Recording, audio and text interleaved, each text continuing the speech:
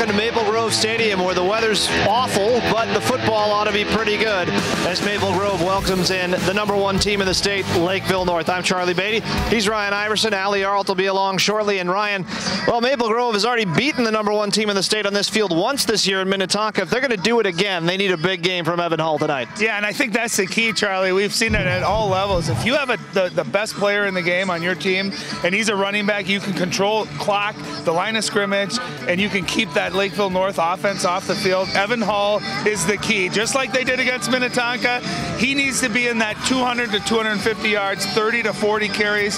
They got to dominate ball control. He's the best back I've seen in the last couple of years. He's fast, powerful, and they're going to need a big dose of him tonight. And you mentioned him being the best player on the field. He might not be, because there's a 6'9", 305-pound right tackle on the other side, Bryce Benhart.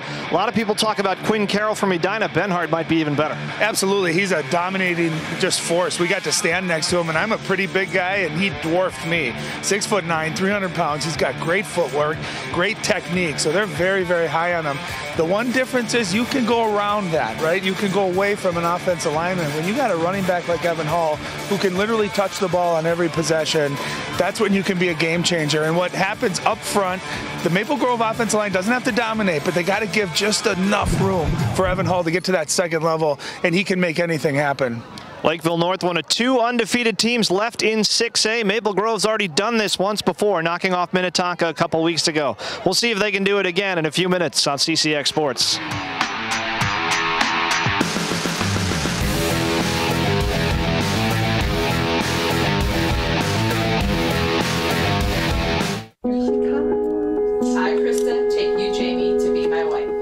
When we found out that we were pregnant, we were just elated. We were just sitting there waiting for the pediatrician. She said she won't be taking you in as a client.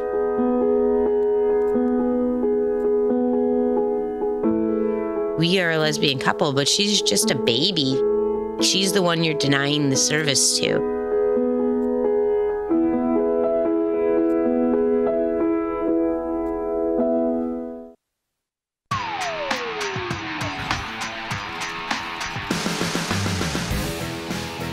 And as you can see through the mist, it's a pretty wet night here in Maple Grove as the Crimson get set to welcome in Lakeville North, the 5-0 Panthers, the #1 team in the state. Charlie Beatty, Ryan Iverson up here. We promised you Allie Arlt down on the field, trying to stay dry. Allie, what's up?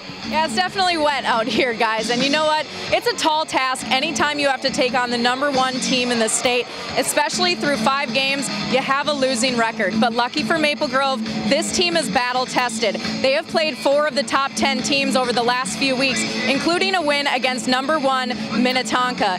Coach Lombo says that these guys have had a murder row schedule, and that if not, that they have the toughest schedule in their class. He said things are not made better right now by the fact that he said not one single game that they've played this season have they not beaten themselves in terms of penalties and turnovers. He says tonight the game plan is simple. We have to make Lakeville North beat us instead of losing to them, guys. And they will get the football first, as you see Matt Lombardi. Good friends, these 2 head coaches. Yep. They know each other very, very well. And both very, very good coaches. I had got the chance to play against Brian Vossen when I was in high school at Eden Prairie. He played for Lakeville. He's just done a phenomenal job. And year after year, they have a very, very good team. Great defenses. This year, he's got a lot of talent. Crimson on the return here, and they'll start it at about the 26-yard line. Kevin Onsa, the return man. So we'll get our first look at, of course, Evan Hull. And also there, Nate Elms, the sophomore quarterback, and he has had a tough start as the #1 guy. Still looking for his first touchdown pass of the season, is Elms. Yeah, and they need him. They need him to complete some easy throws. So much attention, Charlie, is going to be paid against the running attack of Maple Grove. They're going to put 9, 10 guys in the box sometimes. Nate's got to be able to play with play action, and he's got to be able to convert on those easy opportunities. He's going to throw it on first down, and the pass is incomplete, intended for Zane Mandel. #1 on the outside, I believe that was Zane Mandel. A little tough to see the numbers through the rain here for the Crimson. I'll tell you, second down and 10. Sorry, Ryan. No, and I like that, Charlie. An easy throw. Get your young quarterback an easy throw. And again, talking to what Allie was talking about, beating yourselves. You got to catch the football. And it wasn't going to be a big play, but maybe you get 4 or 5 yards out of it, and you get a little confidence with your young quarterback. They're going to need some big plays tonight in the passing game to supplement their great running attack. Two wide receivers split out to the right, and they will go to the ground. This is Evan Hall on his first carry, and just slithering his way through the pile across the 30, and it takes half the team to bring him down. One of the guys there was Will Mostert. There are two Mosterts on this defense, and they're both excellent. Yep. Well, something's going to give tonight. Maple Grove, came into this averaging over 200 yards per game running the football. This Lakeville North defense only gives up 114 yards per game. So excellent run defense against an excellent running offense. And even a play like that, it looked like nothing was there, Charlie, gets 5 or 6 yards out of it. It is 3rd down and 5, and they'll pitch it. And Hall is able to turn the corner, and he stepped out of bounds. Otherwise, he'd have a huge gainer, but it looks like he has enough for the first down. And he does. Got just enough. Yeah, and to a simple eye, that doesn't look like a big play. He eluded 2 players in the backfield, 2 very good tacklers. Watch this right there. One, and there's the second one. And when you watch him on tape, I think you underestimate what his speed is, because he looks like a powerful running back. He's really solid. He's got excellent speed, Charlie. And there he showed it, getting to the outside on the short field and getting a big first down. 5'11", 190 pounds, and now has 1,012 rushing yards on the season. And depending on how well you do in the playoffs, it might be about half over. This time they'll hand it off to the up man. And that's a big gainer across midfield for Tanner Skansen, the fullback. Just his 14th carry of the year. You don't give the ball to a lot of guys in this offense that aren't Evan Hall, but that's a big pickup. Well, and he's a big kid. You can see the size of him. And I'll tell you what I like about that is it keeps that interior of this Lakeville North defense occupied, keeps them honest. If that fullback threat is always there, and it doesn't have to be often, maybe once a quarter, maybe once every other quarter, just enough. And they're using that to set up Evan Hall in a different part of the offense. So I love that call, and I love that they got a big gain of it. Gain of 20 for Skansen. He has 70 yards rushing now on the year, and they go right back to Hall up the middle. Bounces off the first man, and he leans forward for a couple more. Here's the starting group for Maple Grove. This is a very young team this year. Elms, the quarterback, talked about him. Tyler Weens, the right tackle. Joel Johnson, the right guard. Weston Dubler, the center. Ben Bristol, Alex Carlson, the other side of the line. Jacob Engel is the tight end. Hall Skansen, Colby Abbott, Luke Raymond are the 2 main targets. Might remember Luke's older brother Joe from a certain game last winter. What a great playmaker. Gain of 3 on that last play for Hall. And Elms will pitch it that way again, surveying the scene. Didn't get much. Cut it upfield, ran into Eli Mostert. Another pickup of about 2 on that play. Lakeville's defense, this front 4 is ridiculous. Landon Carter, Eli Mostert, Will Mostert, Preston Palmer. They'll rotate a few others in there as well. Nick Whippy doesn't always start, but he's the team's leading tackler. Starts tonight. Sam Herman and Ryan Mudgett join him. Jake Mills, Owen Dugan, Carter Patterson, Eric Weckman, the secondary. You'll also see a lot of Rajan Nelson back there on defense. He's one of the team's best offensive players as well. Well, and they can get takeaways. 6 interceptions, numerous fumbles on the year. They are an opportunistic defense as well. Hand off to Hull up the middle. This might be 2-down territory for the Crimson. They're going to need 2 downs because they only get a yard on that play, and there's mouth guards and equipment flying everywhere. Well, looks like the punt team running on. And that's the thing. You start playing field position early on, knowing how good Lakeville North is on offense. You want to make them earn it. The thing with Maple Grove is they have to have balance. And it doesn't even mean throwing and running. It just means balance, and someone else has to be a threat to be able to keep defenses honest, to open it up, make it easier for Evan Hall. High short kick for Spencer Weary. Takes a good bounce for the Crimson. It'll be down at about the 10-yard line. So not good field position for Lakeville North. Smart decision, right?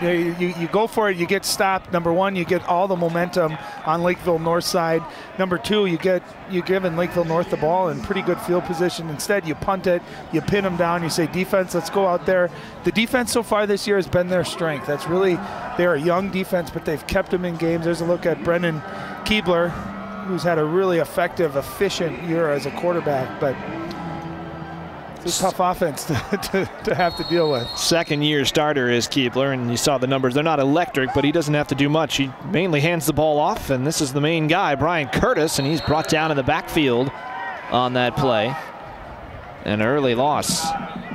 Tackle there by Thomas Campsala. There's Keebler, Bryce Benhart, we already talked about. Joe Yeager and Jack Hansen are also very good on that offensive line. Mason Maleka, Casey Starrin on the other side. Tate Stalo is the tight end. And then Curtis, Dawson Godey, Keaton Mose, and keep an eye on Rajon Nelson. He'll pop up all over the field.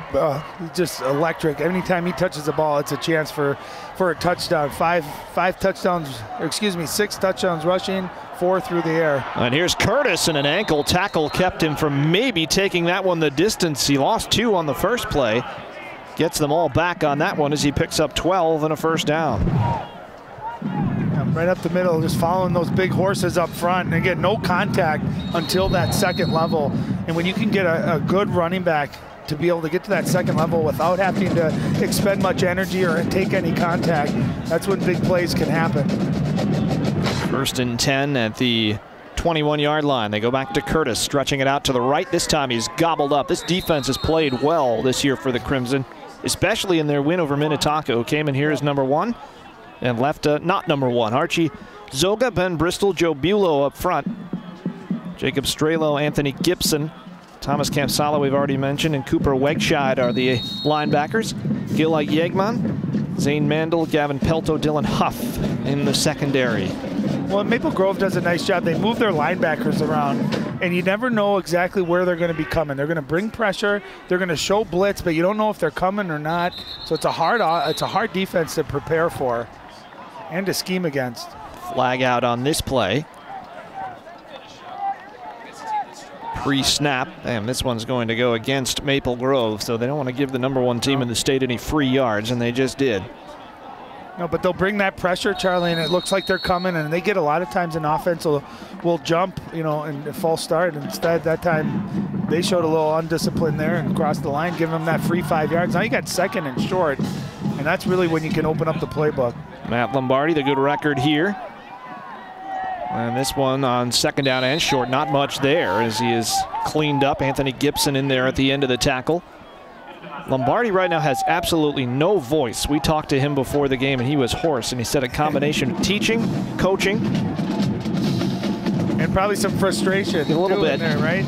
Yeah, he's in playoff form with that coaching voice. But like I said earlier, Charlie, both these coaches are phenomenal. Matt Lombardi, of course, assistant for a long time at Wayzata, now been the head coach at Maple Grove, and just really completely changed the culture here at Maple Grove. 3rd and 2. Curtis again bouncing off tacklers, and he might have gotten close to the first down.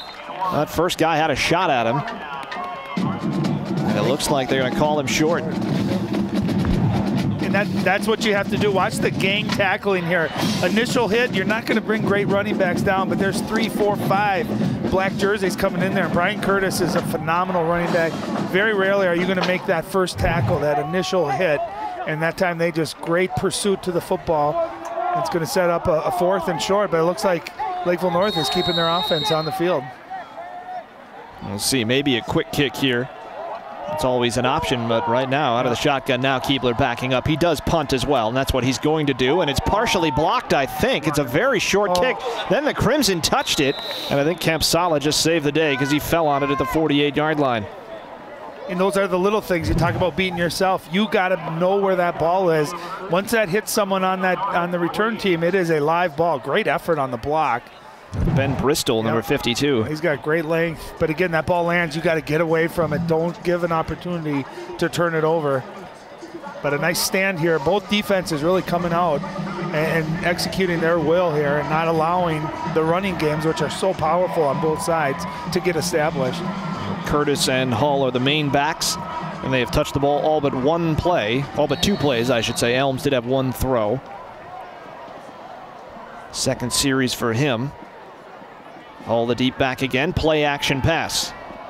And he hits his man, and that should be enough for a first down as the pass is caught by Colby Abbott at the 37-yard line, a gain of 11.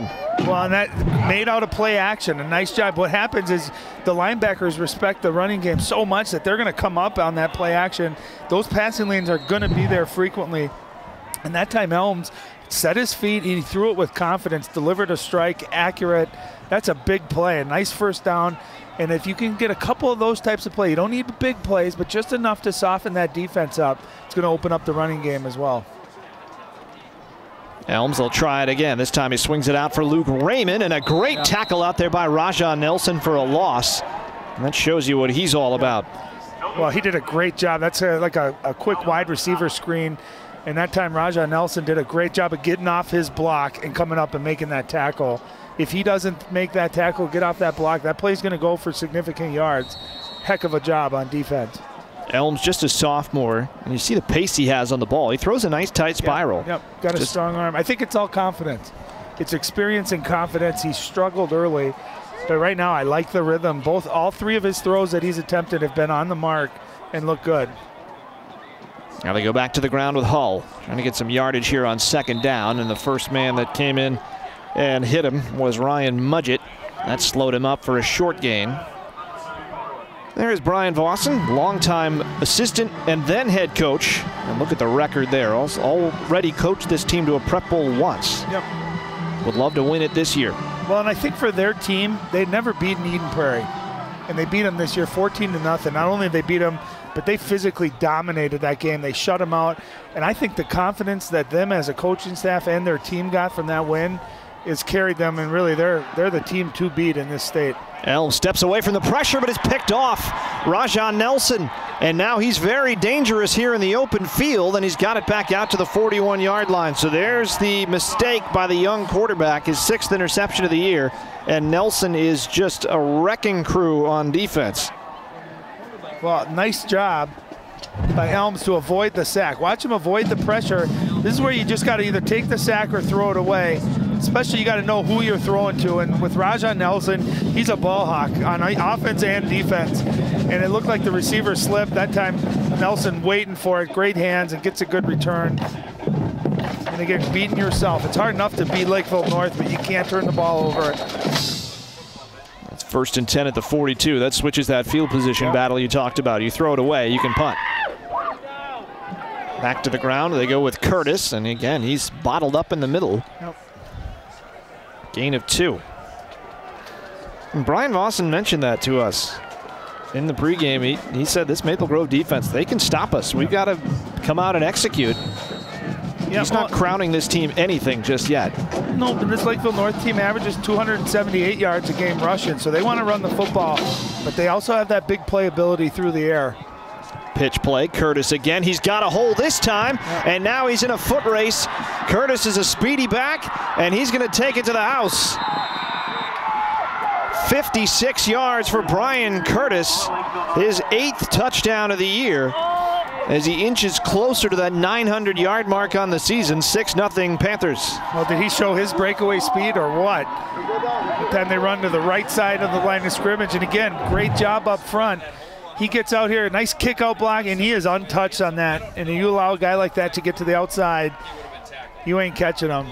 Great hustle, too, by the Crimson down the field, but Brian Curtis with a really nice run, and he's got the speed to take it to the house anytime he gets to that second level. It was Gavin Pelto, the team's leading tackler, a linebacker who hustled all the way down the field. The extra point hits the upright, no good. That off the foot of Keebler also does the kicking, so it's 6-0. Curtis mentioned his 8th touchdown of the season, coming off a 227-yard, 3-touchdown game last week. He has 100-plus yards in every game this year, and he's well on his way now after that carry. Well, I'll tell you what I think's different for Lakeville North this year, Charlie, is they know what they do is going to work eventually. They have the horses up front. They know that they could run the ball 25 times, and maybe they only get 50 yards to start. They're going to continue to do it. They're not going to change who they are because they believe they will eventually wear you down. And when you have talented playmakers like Brian Curtis, like Rajah Nelson, and Keebler even, they feel like all it takes is one of those, and there it was. They break that line of scrimmage, they wear you down, and then he's gone. And just like that, 6 points put up on the board, and then they have a great defense to supplement that offense with. So you can see why they're undefeated. You can see why they really haven't been challenged much this year. Nicholas Mines, a linebacker slash fullback slash kickoff specialist out there again. It's Ansa from the 19-yard line. And he is met at about the 24-yard line. Vincent Zulsdorf, a junior defensive back among others, in there on the tackle for Lakeville North. 2:39 to go first quarter. And 6-0 in favor of the road team on the big play by Curtis, who has 75 yards now here in the first quarter. And again, really not a whole lot other than that big touchdown run, but that's what you do. You wear them out. You give them, you know, and very similar to Evan Hall, you got to give Evan Hall 30, 35 carries because at any single time he has that ability to put 6 points up on the board. Different quarterback in here for Maple Grove. Matt Lombardi told us he would do this. This is Spencer Weary. He hands it off to Luke Raymond on the jet sweep, and Raymond's going to fight close to a first down out across the 35.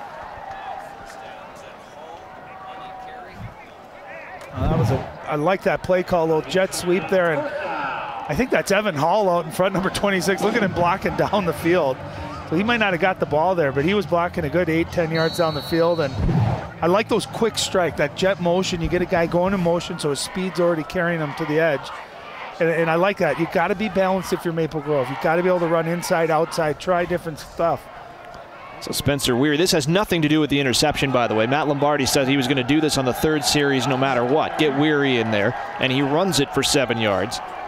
Does like him better as a runner than Elms. Yep. Well, and that's the thing you can see already with the jet sweep and the option and that read option.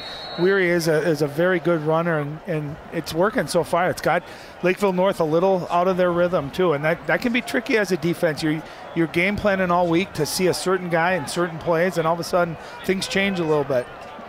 2nd down and 3 after a pickup of 7 on that play. And now they finally give it to Hull. He's able to bounce it outside, trying to break a tackle, and he is hauled down. Nice play by Mudgett. It is a first down out near midfield. How about that tackle by Ryan Mudgett? You know how hard that is to tackle Evan Hall out in open space? And he grabbed on, and so many guys we've seen just can't hold on. He makes that first guy miss. Mudgett that's a great tackle. And those are the difference between good defenses and great defenses, are little plays like that, missed tackles. You know, and instead of that was still a good, nice, 8 to 10 yard game, but that could have been a touchdown against another team. Mudgett, the second leading tackler on this Lakeville North team, coming in. Hand off to Hull, and take your pick.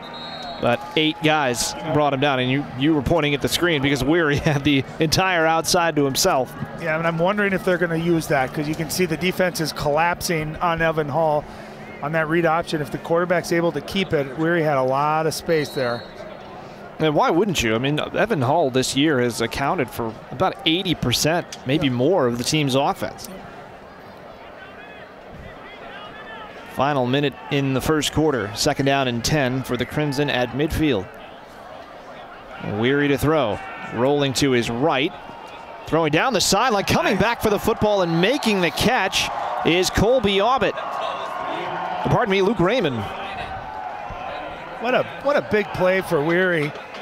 Right, his first pass attempt in a varsity game. It's rolling to the right against the #1 team. He's got pressure coming into him. Takes it. He threw that a little bit late, but a nice job coming back to the football. When I was watching it, it looked like it was going right to the Lakeville North defender, but nice job that time by Raymond coming back and getting it, and a couple of nice passes so far. Nice job of taking care of the football too. Now they go back to that sweep play. This one is defended well. And in came Will Mostert. Also Raja Nelson. That was Raymond again, but he lost 2 yards. How about Mostert coming just running down the line that time? That's just great. When you got a big size, strong defensive line, but they're agile and they got a motor. He didn't quit. You could see him coming right down the line. As soon as that running back cut back, he was right there for the tackle. Nice job, too, by Raja Nelson, too. Not letting that ball get to the outside. That's the end of the first quarter. 6-0 on Brian Curtis's 56-yard touchdown run. That one zoomed by. It took 17 minutes to play the first quarter with these two teams running the football. We expect to see that all night. 6-0 Panthers. Back in a moment on CCX Sports.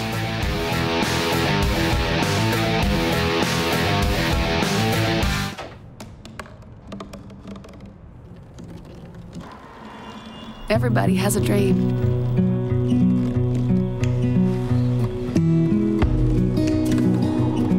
Mine was to see the ocean. And with a little help, I made it.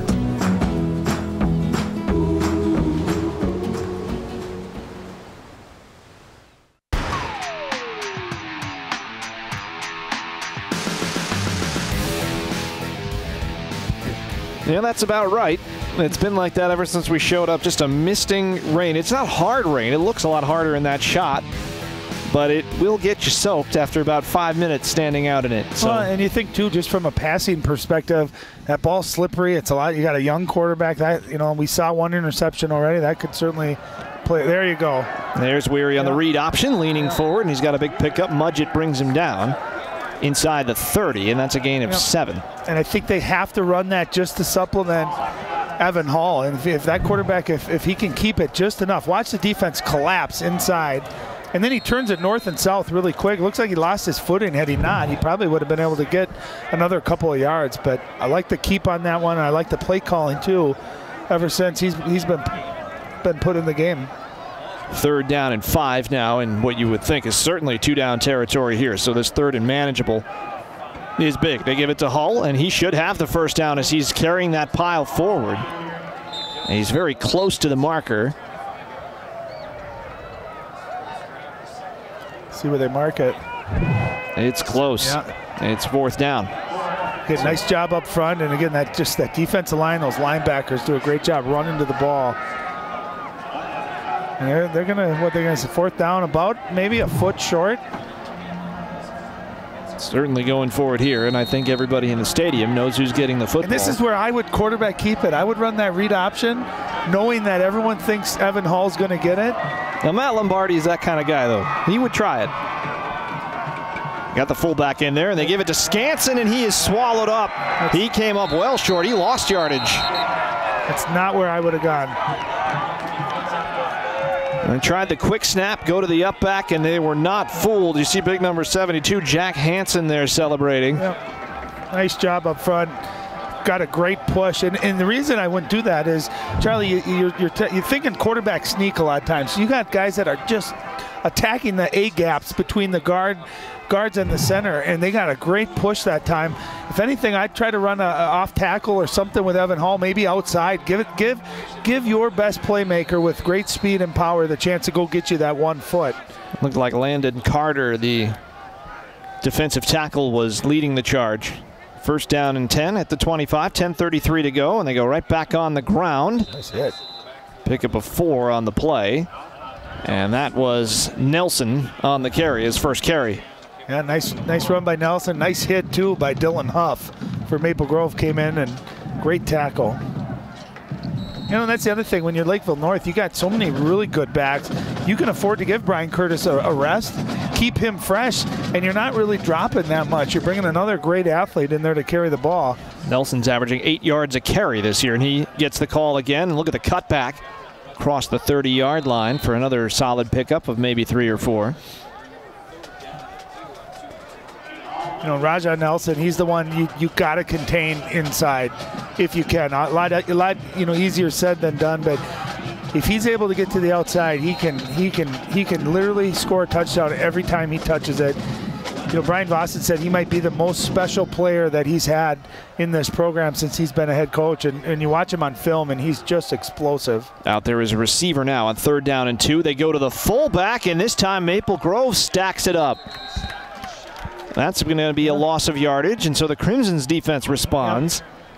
Again, great push up front. And again, you're trying this fullback dive up. That's where all the defenders are getting that push in. That's where Brian Curtis or Rajah Nelson gets the ball. And it's got to give me my best player against your defense, and I'll take my chances. That was Dawson Godey, the fullback, and now they're out there in a quick kick formation again as Keebler does back up. Gets this one away a little quicker. Nice punt. Holy buckets. Does take a Crimson bounce, and it's down at the 26-yard line. So after the turnover on downs, Maple Grove's defense with a big response. And really, this game's kind of gone exactly how I would have thought on paper, right? Two really good defenses, very good at stopping the run. 2 really good, rushing offenses. And so far, other than that big play that Brian Curtis had for the touchdown, it's really been pretty even on both sides of the football. And it looks like they're going to bring Weary back out at quarterback. I saw Elms peeling away, and he did lead a good drive. Yep. 8:43 to go, 2nd quarter. Crimson moving the ball decently well. They just have to finish off the drive. Just kind of stalling. They got to win first and second down to set up that third and manageable.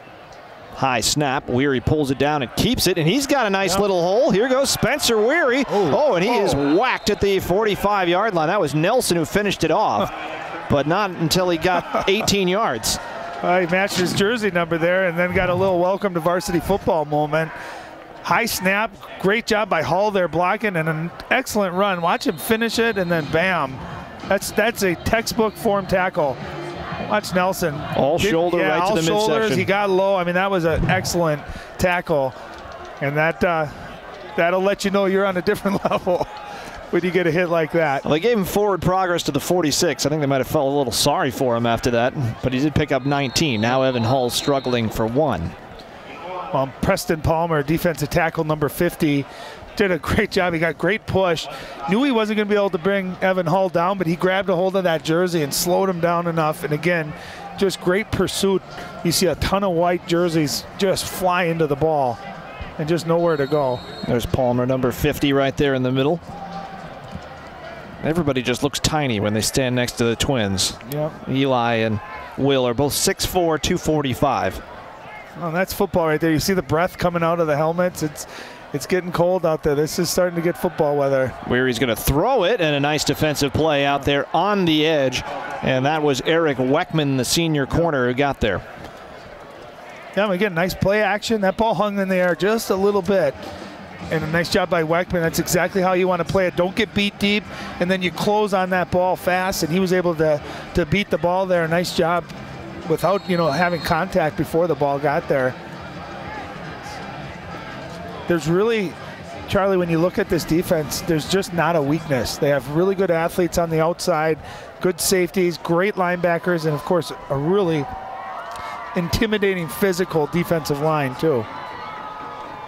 They've dominated everyone they've played. Weary now is just running for his life, and he is pancaked back there by Eli Mostert. A nice job to avoid the wow. Yeah, I mean, he made a guy miss, and then your treat for doing that is hello, number 98. And again, boy. I'll tell you what, I like what I see from Weary, but he got 2 really hard tackles on that drive. Mostert and Will, Eli and Will, are both headed to North Dakota State, so that shows you how good they are. And that was very close to being blocked. A line drive kick. And out across the 42-yard line. On the return is number 1, Jordan Wall. So that's where Lakeville North will start, already up by 6, and Maple Grove's defense up against it again, because you have to figure this is the kind of game that if anybody goes down by 2 touchdowns, they're in trouble. They're just not passing teams. Well, and the defense too, you feed off each other, right? So offense 3 and out, turnover. You start to feel defensively like, man, we need some help here, and that's why it's so important to have that balance. Your offense gets a nice drive, puts a touchdown on it. All of a sudden, your defense comes out with an extra step, and it's really important to have that offensive-defensive balance. Keebler to throw, and he's got some time, but the coverage great, and he has to just pump it into the bench. I kept looking down the field to see if we were going to see someone racing down. They were all short patterns to the short side of the field, and you know what? You live to fight another day. That's a really smart decision by Keebler. Rather than try to force it, and there is a flag. Yeah, there's a flag. It's on the near side of the field. Nobody over here. And it's against Lakeville North. I think they're saying an eligible man downfield. That's what Matt Lombardi thinks. I thought I saw him give the signal to decline this, which is interesting. Yeah, so it's a 5-yard penalty. So would you rather have 1st and 15 or 2nd and 10? And Coach Lombardi is going to say, we'll take the 2nd and 10. I'd take the 1st and 15, but I have 0 wins as a football coach. So you see the guys down beyond the line of scrimmage, and Casey Starren, who is 6'2", he's hard to miss. Play action there to the short field. And again, Keebler doing a nice job. There's a draw play. This time it's Curtis, and he's going to try to make it interesting as he gets out near the 47.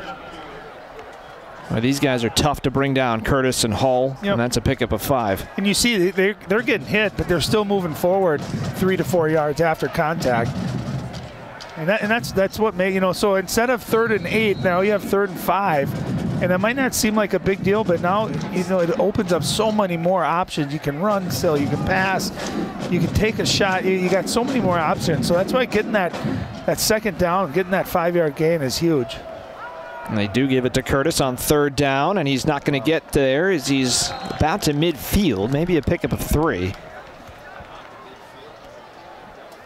That was a play run like a team that might go for it on 4th down. And you can see they like, obviously they love running on that right side behind some of those big boys. But well, that's where Benhart lives. And that's where they scored the touchdown one. It was to the right side too. So I wouldn't be surprised here. We've seen Keebler, and there's going to be a whistle blown here. We've seen him, and this is why it's tough, because you got to keep your defense out there because they could go for it. We've also seen Keebler run the football. It looks like injury time. That's Gavin Pelto. We just had a shot of him, and they had to get him off the field. That right arm is hanging. Yeah. A lot of times that's going to be something in the shoulder. A lot of times you'll see a stinger where you get that nerve pain coming down your arm. That would be a big loss for the Crimson. That's their leading tackler, over 50 on the season. And Keebler was backing up, and then somebody moved on the offensive line, so they're definitely punting now. Yeah, they're going to get Jack Hansen. I don't know if they weren't going to try to go for it there. If it looked like Keebler was backing up, and maybe it was going to be a direct snap, and they were going to go for it, but after the 5-yard penalty, obviously now they're probably going to punt. But I'll tell you, when your quarterback does that, you got to keep your defense out there because you don't know if they're going to go for it or punt it, and you got to be ready for it. And of course, anytime your quarterback's your punter, you got that threat of a fake punt and a throw out of it. They do kick it. Keebler's kick is high and deep again, and it bounces off the hands of the return man. Now he's got to go back inside the 5-yard line, and now they might get a nice return out of this anyway. Wow. I believe that's Weary. He's playing with some confidence, man. He made it, originally looked like he missed it, and then he was going to get tackled within the 5. Watch this. Ball hits him, so it's a live ball there. Looks like he's going to get tackled here, and great speed, and then this was a great move inside out. And it turned in a potential disaster, turned into some good field position. And at the end of the play, he avoided getting lit up again. So he's learning. He'll sit this one out as Elms is going to come in at quarterback. 1st and 10 from the 35 after about a 25-yard return that was actually a 35-yard return. Unbalanced line here.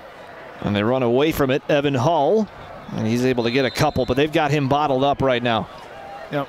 That time it was number 22, Nicholas Whippy.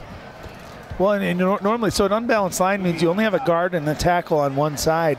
Normally, you run to the strength because you'll have an extra blocker. That time, they went unbalanced to the left and came back to the right, and Lakeville North never adjusted. So there was an extra defender that wasn't accounted for and just nowhere to go.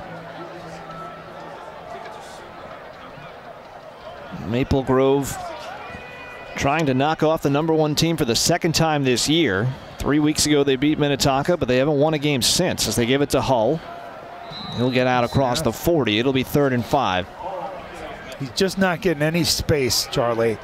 And we've seen a couple of his games where if he can just get to that second level, that's when he can score. He's got that speed and power and ability to make guys miss, but there's just been no room up front, and it's such a good defensive line for Lakeville North. They don't have to bring pressure. They don't have to blitz. Those front 4 are doing their job, and then they got great linebackers waiting for Evan Hall a yard or 2 downfield. Quick pass. They tried to go to Aubit, and it was thrown behind him. That'll bring up 4th down and 5. So Elms so far, 2 completions, one of which was for 0 yards, 1 interception, and 2 incomplete passes.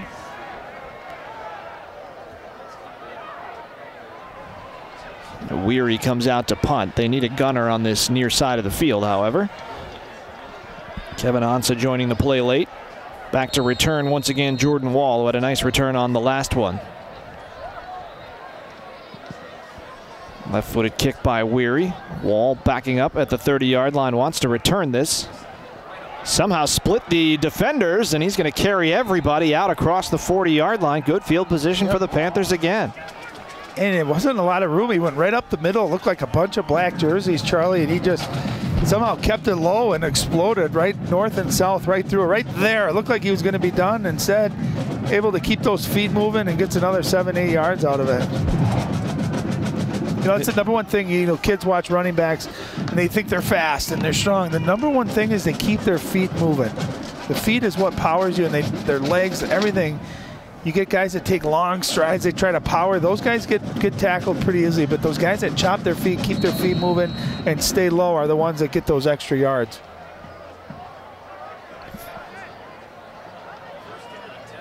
First and 10 at the 44-yard line. Keebler on play action, wants to go deep. Rajah Nelson is down there, and he's got it inside the 20-yard line where he's tackled by Zane Mandel. Play action, right? It only works when you can run the football. Lakeville North has run the football well. That time play action, and Rajah Nelson is just faster than most anyone else that's on the football field. And a nice throw, too, by Keebler. And that's when their offense is really firing, when they got this kind of balance. You can see Maple Grove players running into each other, and just a nice job by Mandel there just to make the tackle and prevent a touchdown. Now they go back to the ground for Curtis. Off that right side again, and he will walk into the end zone. A 19-yard touchdown run. And it's 12-0 Panthers. Same play they scored the touchdown earlier, Charlie. That toss to the right. Great kick-out block. And an excellent block right there by Bryce Benhart. And there was a big hole, and that young man right there, Brian Curtis, knows what to do and how to find the end zone. Not only did he get his second touchdown, but on that carry, unofficially, he hit 100 yards exactly. Yeah. Well, Lakeville North going to go for 2 here to try to get it to 14. Keebler out of the shotgun. 4 wide receivers out there. That's Wall in motion. And a little trickery. Keaton Mose, he'll flip it to the end zone, and he hit a defender who wasn't looking. So it's 12-0. That was an awkward one. Well, I thought Keaton Mose that time should have kept it. Here's a look at the touchdown. Great kick out block. Nice fullback lead there, and just untouched again. Now 9 touchdowns on the year for Curtis. And again, that play followed a long pass down the field to Rajah Nelson. So the 2 playmakers that we talked about a lot, Brian Curtis and Rajah Nelson, doing all the damage. And Curtis with his second touchdown. And Lakeville North, you can see, is a very complete football team. You know, that 2-point conversion, you know, I think Keaton Mose, you know, it was a designed reverse pass. There was no one in front of him. I think he could have walked into the end zone, instead tried to throw it and left it short. Well, they made it look easy on that drive, Lakeville North. One of the reasons why. Maple Grove missing somebody key to the defense. Let's head down to Allie. Yeah, guys, we saw Gavin Pelto, the Maple Grove's leading tackler, come off the field with that shoulder injury. The trainer looked at him, assessed the situation. The trainer said, I just don't see anything wrong, but Gavin is in pain. His return looks questionable at this point. As we said, that would be a huge loss, as Ansa on the kickoff return is out across the 30, sets up decent field position. There you see Pelto still trying to work it out. Well, and it's, you know, they need him. You need all the tackling you can get, especially as a safety coming up to really help defend the run game of Lakeville North. So you certainly hope it was just a stinger. A lot of times that dissipates after a couple minutes. You stretch it out a little bit and you start getting your feeling back, and hopefully that's just all it was. Big drive coming up for the Crimson. 3:52 left in the half. They will kick off to start the second half, remember. The last thing you want to do right now is 3 and out and give time to this Lakeville North team going into halftime, already down 2 scores. Maple Grove got to get a sustained drive going. They got to find a way to put some points on the board. Weary back at quarterback. Play action. He'll swing it to the outside. High floating pass through the hands of Raymond, and that's a wet football if there ever was one. You know, and it wouldn't have been a big gain, but it would have been 5 or 6 yards, and Raymond with the chance maybe could have spun, you know, towards the sideline and got a couple more yards. And now, you know, having 2nd and 4, 2nd and 5 that's a win. Instead, you're 2nd and 10, and you know the defense right now is gearing up for Evan Hall up the middle, and it's just a hard thing to have to do, to ask your star running back to run against 7, 8 guys in the box every single play. 2nd down and 10 from the 33. Max Hoyt, number 19, is in the game at wide receiver. They go to Hull up the middle, breaks 1 tackle, and at least a decent pickup on 2nd down. You know, it looked like nothing, didn't it, Charlie? And you all of a sudden you look, and he gets 5-6 yards on a play like that. A couple things. One, the snaps look a little slow and high, and it seems to kind of throwing the timing off of a little bit. And, you know, the next thing, too, is he keeps those legs moving. He makes something out of nothing, set up third and manageable. Evan Hall, in 17 career starts since the beginning of last year, has been held under 100 yards one time. He does not have a double-digit carry yet tonight. Here's 3rd down and 5. Another high snap. They give it to him, but he was already buried by the time he got the football, and that was all on the snap. Yep. Yeah, the timing just seems off on that. You know, those read options are such timing plays. They're bang, bang. Got to have a good snap. Again, that timing just a little bit. And just a great push by that defensive line. And again, you can see big number 91 getting that push. Wilmo start. I mean, we've seen them both make great plays. And again, quick 3 and out, and you're going to give Lakeville North a chance here to score again. 14 carries, 42 yards in the first half. This time a fair catch by Wall, and he makes it on his knees at the 33-yard line. Hull came in averaging 7.5 yards a touch. It's 3 tonight. That's a recipe for success for the guys that wear all white. Well, you know what great teams and great coaches do in all sports is you try to take away the other team's best option and you force someone else to beat you. And if I was playing Maple Grove, that's what I would do. I would force the passing game to beat me. And you can tell Lakeville North is saying, we trust our corners out there. If you're going to make a throw, we'll live with that, but we will not let 26 beat us tonight. And they've certainly done a great job of it so far. 1st and 10 at the 34-yard line. Keebler under center. Big tight end out there is Eli Mostar. These guys play both ways. They'll pitch it to Curtis, this time running off the left, and he's got another big hole, Curtis. Dragged down from behind at the Maple Grove 40-yard line. Finally catching him was Anthony Gibson. Well, those little tosses, they're not quite sweeps way outside. They're kind of going between the tackle and the end. They bring that fullback a great job just kicking that defensive end out. And just another really well-executed play. Great block down the field, too, by Raja Nelson. So just firing again on all cylinders. Ryan Boston has to like what he sees here. We asked him before the game if we thought this was the best team he had or the most talented team he had. And he said, well, I had a prep bowl team. I'm not going to give him anything just yet, but he really likes this group. Yep. He says they're huge. He said they're huge. Yep. You don't get a lot of coaches that say, my team is huge, and he did. He's had some great playmakers, right? He's had a couple of really good quarterbacks. He's had a really good running back, a couple of really explosive wide receivers. But if you got those big fellas up front that you can just wear down defenses, and you got explosive players behind them. I mean, that's a formula. That's what Eden Prairie's done for the last 15 years. We've always just had huge guys up front, great skill position, and it just wears you down. And this seems like this is the year for Lakeville North that it kind of all come together. They have great confidence. They got great playmakers, excellent offensive line, and excellent defensive line. So you control the run on defense and you control the running on offense. That's a formula that's going to win in high school football most of the time. They already have 12 on the board. They've only given up more than 12 twice this year, including last week when they beat Wayzata 42-13. Yep. And that's a good Wayzata team. Yep. 1st and 10 at the Crimson 40. Keebler rolling to his right. Wants his main target, Nelson, through the crowd. He somehow split the defenders there. Raymond makes the tackle, and it's a minimal gain at least, a pickup of 4. 2 catches for Nelson now. Both of Keebler's completions, and they go quickly. Curtis underneath, and there the Crimson up the middle. They seem to have it pretty much locked down. Flag comes in. Archie Zoga making the tackle. Let's check the penalty.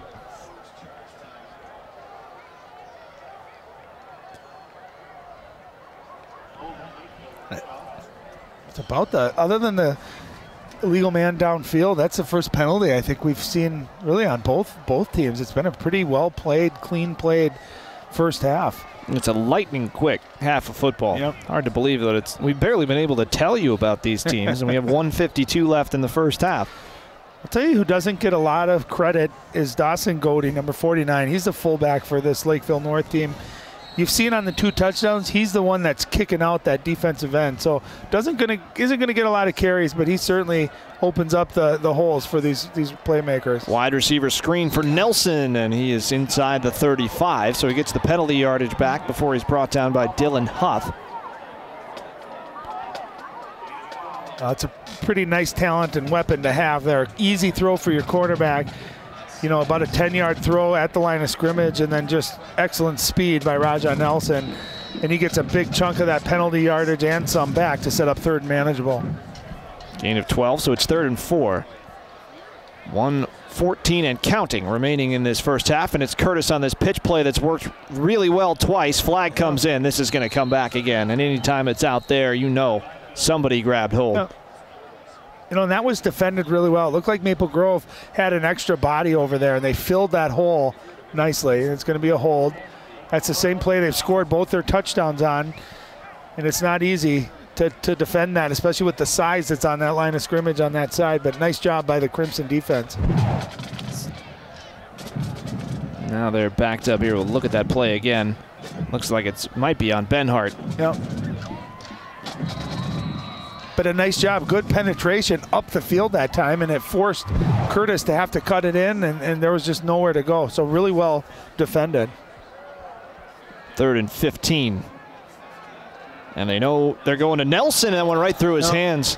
It was going to be a hook and ladder there. Nelson was going to get it, and you saw Curtis was running to the outside. They were setting up the hook and ladder, and that ball just a little bit overthrown. So nice job by the Crimson. Gil Yegman was right there, number 2, and he might have gotten his hands on that had he taken another step forward, and then who knows what would have happened. And that's where a wet ball, right, you know, can also play. And here's a take look, and you're going to see, watch Curtis in the backfield coming right out. It was going to be a hook and ladder there. Keebler will punt it away. This one's going to bound into the end zone. 45 seconds remaining. You're Maple Grove. You have 2 timeouts. And you've got to go the distance here. What do you do? Well, you got to be careful. I wouldn't throw the ball anywhere near number 7. Raja Nelson plays defensive back. As a general rule, or just now? Right now. You don't want to turn it over. I think you try to pound the football. Let Evan Hall maybe make a big play, and if he does, then you still got 2 timeouts. Clock stops after a first down. But the worst thing you want to do right now is another turnover. You know, still plenty of time left too, where you could score, but. You know, this is where you know, a screen, a draw, a reverse, things like that.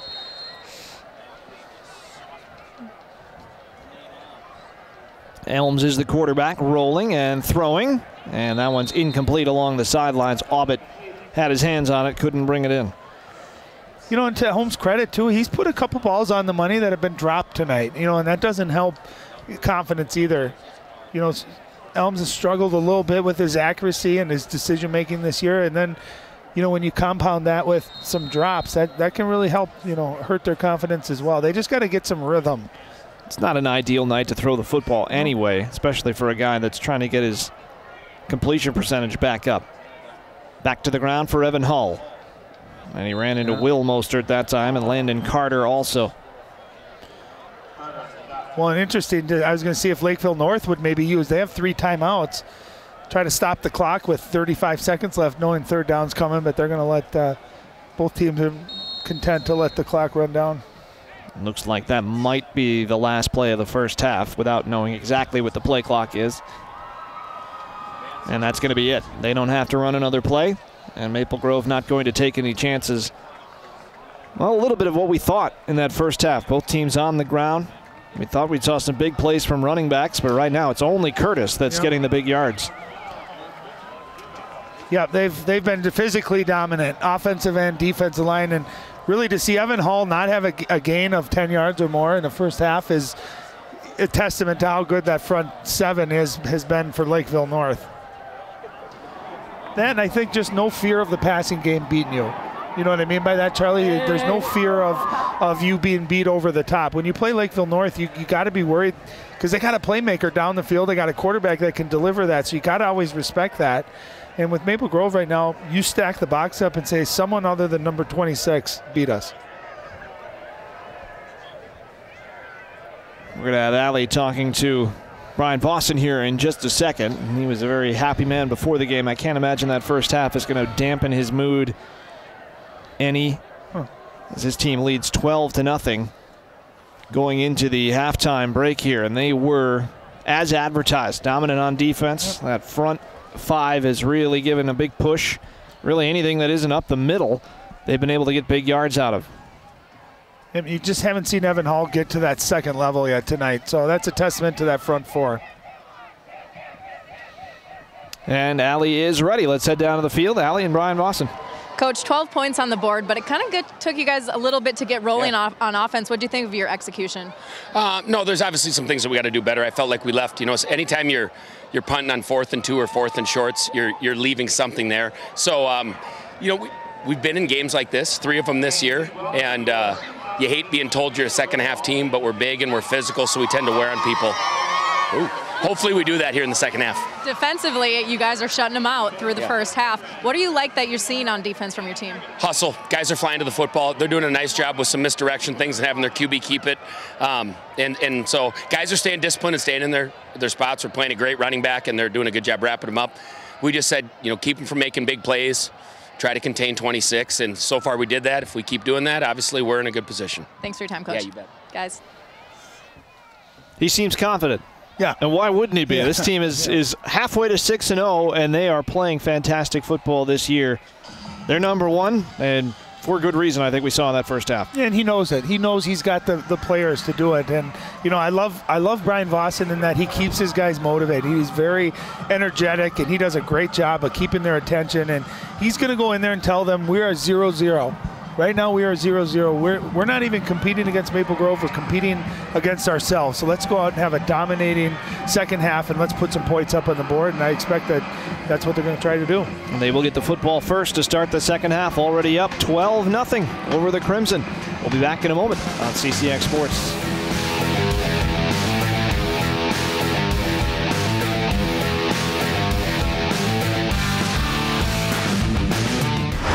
Look at you. You're at the top of your game. You're unstoppable. Nothing can throw you off track. Wait, is that your car? Uh-oh. Yeah, I saw that coming. That will throw you off track. You're looking at around 10 grand in fines, legal fees, and increased insurance rates. Let's try this again. Smart move. Because buzz driving is drunk driving. I got some Oxy after I hurt my neck. First, I took them to feel better. Then, I just kept taking them. I didn't know they'd be this addictive. I didn't know how far I'd go to get more.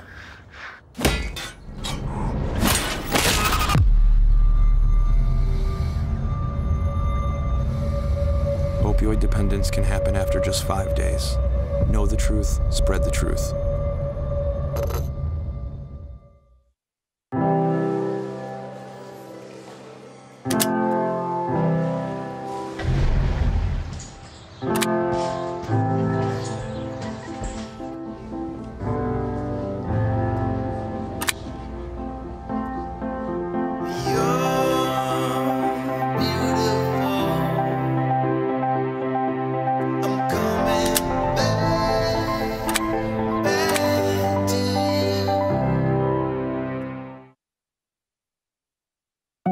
They told me a bottle couldn't dream.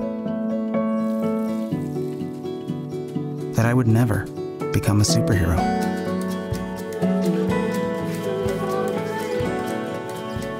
But I learned how to fly. Just to come back in a new disguise. And be the hero that I've always wanted to be.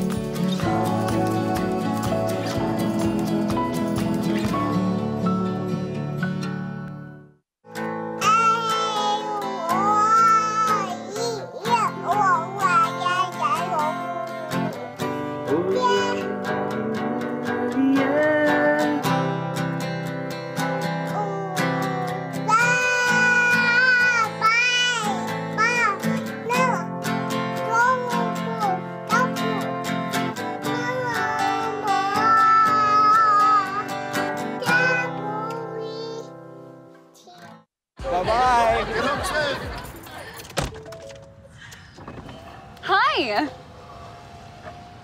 Hoping for a crisp breeze to help keep you alert. Oh, He took a sip of water too. That'll probably help. You were probably going to turn down the radio too, so you could focus, right? Probably okay isn't okay. Right. If you see a warning sign, stop and call a cab, a car, or a friend. I think the water line is what really drove it home. I blew on him.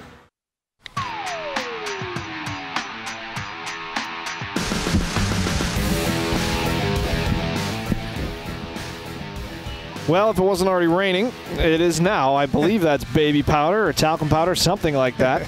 See that at a lot of schools. Sometimes they just use flour. It's a mess. I'll tell you what, though, the crowd has never smelt better. I know we get a strong whiff of it up here, Yeah. but an interesting night. They got to celebrate something, and obviously you see all the pink, part of the tackle cancer that all the schools do now, and they do such a great job with it. Here are the Isn't that stats awesome? on the first day. It's how much fantastic. money they raise. It's really a powerful thing. Take a look at some of the first half highlights. This is what it's been like. Smash mouth football, a lot of 0, 1, 2, 3 yard plays. And big hits, too, from both sides. We've seen it both ways, and of course, trying to get that passing game going. Elms has done a little bit. He also had the interception in that first half, which I imagine we'll see here in a second, but the tackling by Lakeville North, fantastic. Again, here's the interception, just a pass he probably shouldn't have thrown. Yeah, I mean, did a nice job eluding the pressure, and then after the interception, good teams capitalize on it. And, you know, I think it was the next play or the second play after that interception. Brian Curtis knows exactly what to do when he gets in the open field and able to take it to the house for 6. 56 yards on that play. Evan Hull has not been able to get going. He's trying, but his longest carry of the day, 8 yards. He just hasn't had any space. And I'll tell you one thing that gave Maple Grove a little bit is when Wary guy came in at quarterback, and there you saw the read option. He kept it and was able to have a couple of nice runs. He also took a couple of very big hits. That time it was Eli Mostert. Here is touchdown number 2 for Curtis off that right side, and barely touched on either of those runs. No, great. Very well executed up front. And Curtis, the difference is Curtis has been able to get to that second level, showing what he can do. And on the flip side, Evan Hall has not been had the chance to get to that second level. And you see the Crimson, they do have some yardage in this game. Decent carries on the ground, most of that from Weary, but they just haven't been able to keep up. And, of course, the big turnover that led to the 6 points, that got them started. You know, it doesn't seem like Lakeville North has been that effective running the football. They have obviously had the big rushing touchdown by Curtis, but 154 yards rushing, and you heard Coach Vossen allude to it. They just wear on you. They got so much size and horsepower up front. They're going to keep pounding it, and eventually they feel like they're going to wear you down. They're winning the penalty battle, at least. They have not beaten themselves the way Matt Lombardi has talked about. The turnover obviously led to some points, but I mean, we were talking about a game 2 weeks ago where they had 6 turnovers against Burnsville. They were better and cleaner in this first half. Just need to get something going. Yeah, and one thing to keep an eye on is we saw, especially with the read option with Wary at quarterback, those high snaps seem to kind of throw the timing of the offense. So let's see if they able to tighten that up too. And right now they got to come out, and you can't look at it as a whole. We're not down 12. Let's come out. Let's get our defense. Let's get a 3-and-out offense. Let's get out. Let's get a score on the board. Let's get some momentum back to our side. They're going to run out of hot water in Maple Grove for the showers after the game tonight from the players and the fans. 12-0 Lakeville North at the half here on CCX Sports.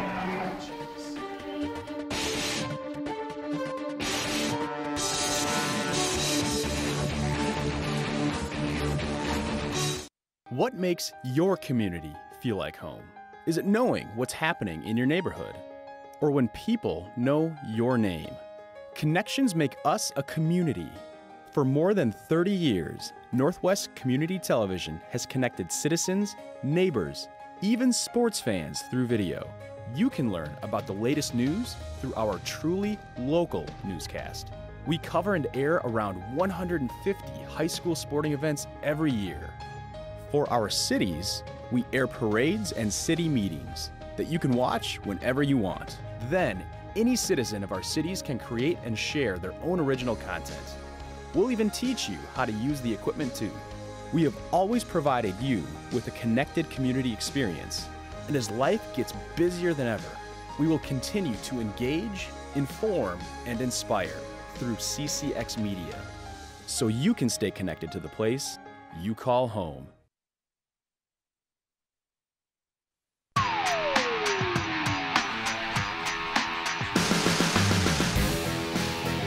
A Rainy night here in Maple Grove. Lakeville North with a 12-0 lead. Everything's going well except the conversion game for Lakeville North. They've missed an extra point, missed a 2-point conversion in somewhat bizarre fashion. Charlie Beatty, Ryan Iverson, Allie Arlt with you. Number one team in the state. You're Maple Grove. You're a run-heavy offense. You've got to get yourself back into the game. What do you do out there? I think I changed the way I'm attacking this Panther defense. We've seen a lot of Evan Hall up the middle, and you're running right into the heart of that defensive line, the strength of the Lakeville North defense. I try to get him the ball to the outside, run some toss sweeps, maybe get him in pre-snap motion and do a jet sweep. Try to get him outside where he can maybe make a guy miss and at least have a chance to utilize his speed and his power and his abilities. He just has not been able to get going. I think at this point you got to be creative, you know, and we saw with the change of quarterback, as soon as Wary came in, they did run a little bit of option and it seemed to work. They got to think outside the box. If I'm the coaching staff, I'm Coach Lombardi, I'm trying reverses, I'm trying screens, I'm trying whatever I can to maybe spark a big play, especially with Evan Hall. Try to get him a big play, because if he goes 80 yards, Charlie, it's a one-score game, and all of a sudden the crowd's into it, your energy, the momentum, and we got ourselves a whole new ball game. On the other side, we spotlighted Bryce Benhart before the game. Maybe the best football player in the state, at least in the senior class this year. Obviously, there's a lot of good ones. And obviously, we mentioned his name when he got a holding penalty, as is the case with offensive linemen. But they also ran 2 touchdown plays to his side. What have you seen out of him? Well, and just he's got great footwork, great power, and he's going to dominate sometimes multiple defenders on a play. Matt Lombardi is heading out to the field. He's down on the field with Allie now, and if he's got a voice, they'll talk. Allie? Coach, before the game, we talked about utilizing a little bit more of your pass game, especially they're containing Evan. What did you think of that execution in the first? We passed it. We just dropped it. We had a lot of drops last half, but, you know, I thought we did some decent things. I'm trying to get our kids to realize they belong on the field with these teams. I think I love our schedule. We play top 1, top 2, top 1, top 2, and I think they'd rather play the easy games. I don't like that. I want them to just love being in these situations. I'm not sure they're quite there yet, so hopefully we come out looking to win the game this half. I think we need to do that. What are you guys bringing out in the second to turn this around and get the W? Hopefully an attitude. I think that's really the biggest thing. I think they're too content and they're like, well, we're keeping it close, and they're playing for moral victories, and I want them to actually attack it and maybe risk failure, but go for it. Coach, you got to like the fact that was a more clean first half than you've had in previous games. I agree. I think there were some good things there. I just want to see a look in their eyes that they believe. Thanks, Coach. You bet. Plain spoken stuff by a guy who needs a cup of tea and a weekend to recover. He's still got 24 minutes out there to shout. I'll tell you what, I love Coach Lombardi, and I loved what his message was right there, and I couldn't agree more. They got to come out and play like they expect to win.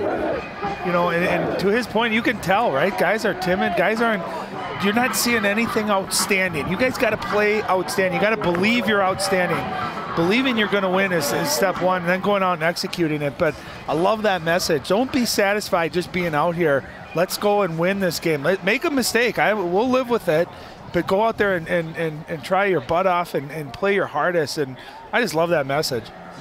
He told us before the game this is really a teaching year. Young players, a lot of guys that are in their first year of varsity experience, they've had to learn how to play, how to win, how to be a varsity football player on and off the field. And he's had to do more of that this year than I think he's had to in recent years. The other thing, Charlie, is we live in a world today where very few people hold themselves or their teams accountable, or their kids. They always find mistakes. They always find excuses. I love that he came out and said, we've had a tough schedule, and I wouldn't have it any other way. You know, it's going to battle test us. We're going to take some hits, but we got to have the right attitude. We're going to grow from it and become better, and I just love that attitude. And with all that baby powder in the crowd, it smells fantastic here as we start the second half. Yeah, on TV it almost kind of looks like it's a blizzard out there, right? But it's not snow here in Maple Grove. It's just the baby powder. Snowing to our right, raining to our left. Out for the kickoff is Dimitri Schbach, the senior kicker. And how big, too, is this first drive, this first possession for Lakeville North? They come out of the gate, they march it down, and and put a touchdown on the board, this one feels like it's over, right?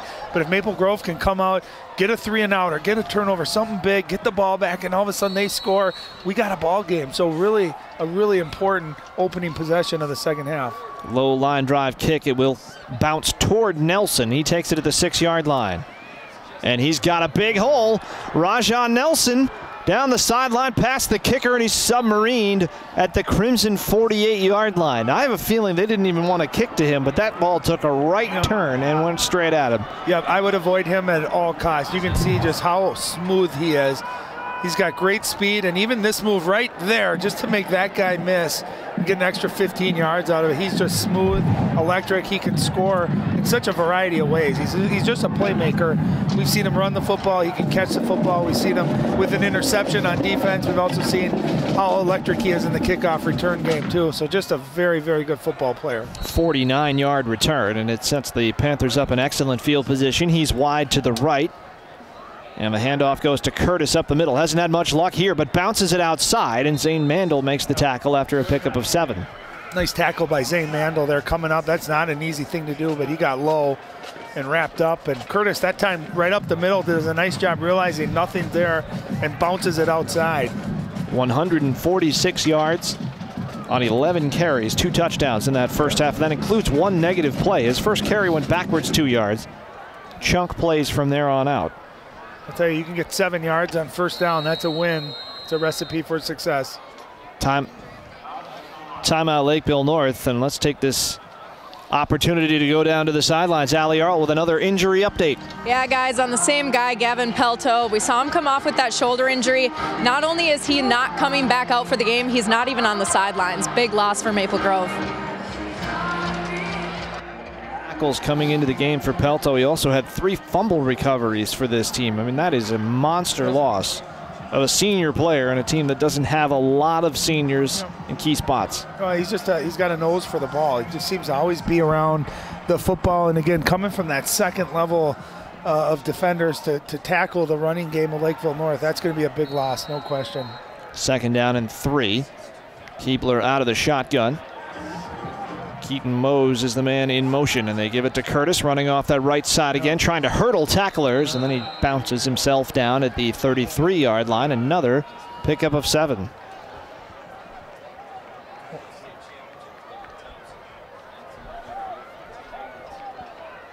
Yeah, when they've needed yards and needed a big play, they don't hesitate to go to that right side. I'll tell you, when you got Bryce Benhart, too, who's 300 pounds, and then you add in a 200-pound fullback coming at you, you got about 500 pounds of blocking force coming to you, and that's just a lot to handle. Hard count here, and they got him to jump on this right side of the line. Weston Doubler came across. You know, the other thing I haven't seen as much tonight is Maple Grove. Charlie, usually their linebackers are coming, you know, and they're showing blitz. They're coming from all different gaps, and they're moving around. They're flying around. They seem like they're playing conservative on defense, and that's when you know you got someone, when they're not doing what they normally do. It looks like Maple Grove's just playing their base defense. And well, there's a busted play. And Keebler's going to try to roll it and run it, and he'll just run it out of bounds. That one went the wrong direction. Looked like everyone was running to the left and Keebler was turning to the right, but I'll tell you what, he made a quick decision to keep it, and you know, didn't get a big gain out of it, but did manage to get a yard or 2 out of it. So took a potentially really bad play and still made a positive out of it. And you mentioned that in the first half about him. You like the decision making. Yep. Doesn't throw for big yardage, but he's made the right decision seemingly every time out. And quick, and you can show he's got speed there, and a lot of quarterbacks might have thrown that one. But it's a running place. You might have linemen downfield, so he just tucked it and you know, lived to fight another day. He'll throw this one out to the outside, and there's his man, Rajon Nelson, making people miss down to the 15-yard line. Man, does he have great footwork, right? You talk about, you know, guys that are playmakers, they work in space. Not a long throw, but watch right there. I mean, there's 3 black defenders right around there, and he still makes all of them miss and gets an extra 6 or 7 yards out of it. He's got great footwork. Great speed. Injured himself at the end of that play. He did come down hard. Keep an eye on that as he gets to the 14, a pickup of 13 on the play. Now Curtis out to the left side, trying to turn the corner. Touchdown number 3. Man, he's got great speed, doesn't he? Again, Lakeville North been able to get him outside, and he's just beating those defenders. That second level of defense. Sometimes you don't know how fast someone is until you see him in the game, and it looks like they're just taking a little bit of a poor angle, and his speed is just carrying him. Great, very well blocked up front, and then he's got the speed to finish it on the outside. Second consecutive 3-touchdown game. Mentioned he went for 227 against Wayzata last week. And the traveling fans for Lakeville North across celebrate that, and they got the extra point right. 19-0, and that was a quick drive, only 1:52 off the clock. Quick, and again, play looked like it was coming inside. I like how Curtis just instinctively bounces it outside, and there's just no contain on that, and he's able to get around that corner and just great speed. And that's exactly Brian Vossen. You heard him at halftime. We both talked about how confident he sounded. We have a tendency to be a second half team because we wear people out. And there you go, first drive of the second half, they march right down very effectively. Big kickoff return, a nice pass as well, and then of course finishing it off with the 3rd touchdown for Curtis. And you mentioned it coming out of the half. You needed a stop for Maple Grove, maybe good field position, try to turn it over, get the ball back, and none of that happened. The big kickoff return, then it just took a couple of plays to get into the end zone. You know, and it's been 2 guys, not just tonight, but really all season. You got Brian Curtis, you got Raja Nelson, and those 2 just seem to impact it in every phase of the game. We've seen it in special teams, seen it on defense, and also, of course, on offense. So great players make big plays in big games, and those 2 certainly have done that tonight. Nicholas Mines puts it 5 yards deep in the end zone, so the Crimson won't get any field position advantages here. Saw that shot a moment ago. Brian Vossen just vigorously clapping. He is pumped up. He's one of those guys, too. You talk to him, he'll pump you up a little bit. He's very excitable, loves what he does. This is his dream job. He has called it his dream job, is to coach football at Lakeville North, and here he is. Lakeville High School, of course, where he played, but it became Lakeville North. Yep, he loves it, and he's very, very good, and it's a year-round job for him. And I'll tell you, Lakeville sports in general, they have great youth programs in football and in basketball, and I'll tell you, when you have success, your younger kids grow up wanting to be a part of that.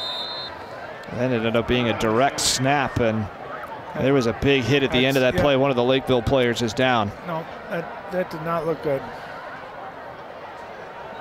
That is Landon Carter, and it looked like he was hit by one of his own guys. And they're going to get him off the field, I think. Pickup of 4 on the play for Colby Aubit. Lost in all that. It looked like Aubit took the snap but didn't mean to. Actually, that was Raymond, sorry.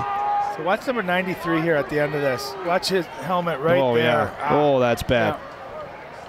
And that's exactly the kind of shot that they'll get a player off the field immediately, and they do not on this one. He stays in the game. Evan Hull now has a first down across the 30, fighting for yardage, and he's brought down by Nelson.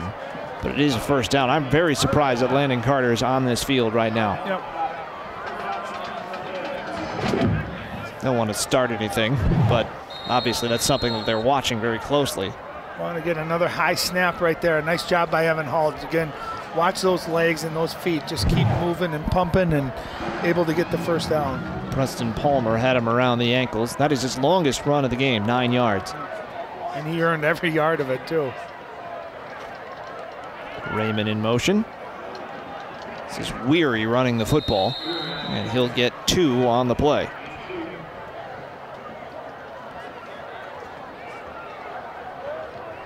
You know, I tell you, when I was in high school, we played in the state quarterfinals against Rochester Mayo, and I got hit so hard, I didn't know what was going on, and you watch it on film the next day. I was actually a linebacker facing the wrong direction when the ball was snapped. I didn't know where I was, and obviously you take that. That was in 1997. You fast forward to today with such awareness of concussions and player safety, and you know, it's just it can be a scary thing out there. There's no question. For what it's worth, Carter doesn't look like that at all, as there goes Hull again, and he picks up 9 more on the play. Starting to get it going a little bit, and a Maple Grove first down. The only question is it too late?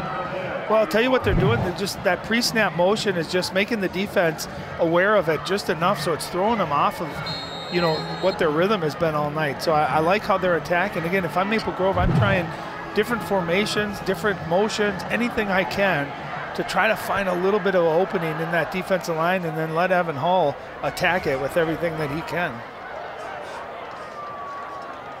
Weary, the quarterback again. This time he'll keep it, and a big gap for him to run into, and a first down.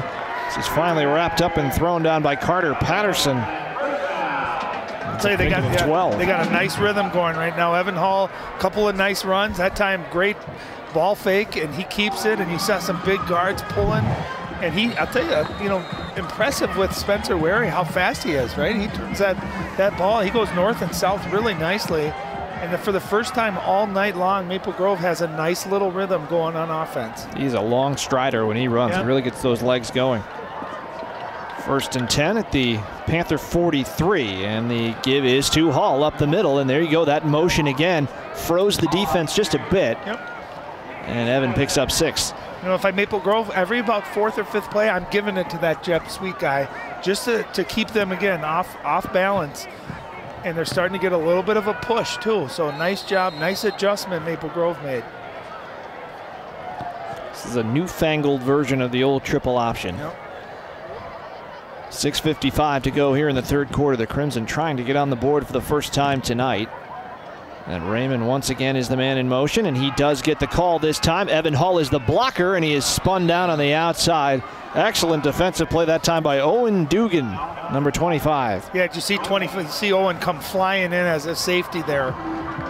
And it was open. It looked like there was some yardage there initially, but excellent job by the secondary of Lakeville North. Like right there, it looks like, oh, there's some yards, and there's 25 come flying in.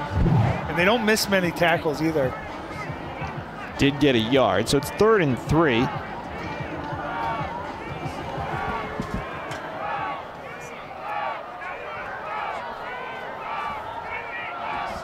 Ball at the 36-yard line.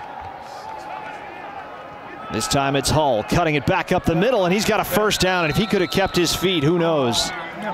Nelson got him. Another pickup of 9, so he still hasn't broken a 10-yard carry, but he has 3 9-yard carries here in the second half. Well, it breaks a couple of tackles at the line of scrimmage, and just a nice job. He's got such great footwork. He's got strong legs, too. Very rarely does the first contact bring him down. Laundry list of schools that are after Evan Hall. Well, we've seen a couple of really good running backs here tonight. I mean, I think two of the 2 best running backs in the state. They very similar in a lot of ways, too, how they run. Raymond in motion again this time. The time is all off, and then a big hit by Will Moster, not only after the whistle, but up high. And Weary's down, and the Crimson are furious. Wow.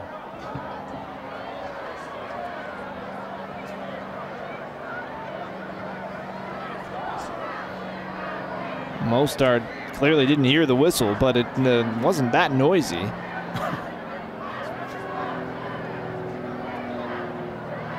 See both coaches' reactions to it. The original penalty, I think, was going to be on Maple Grove for a false start, but then you get the 15-yarder that came in, and there was a flag thrown on that too. The timing of the snap was all off.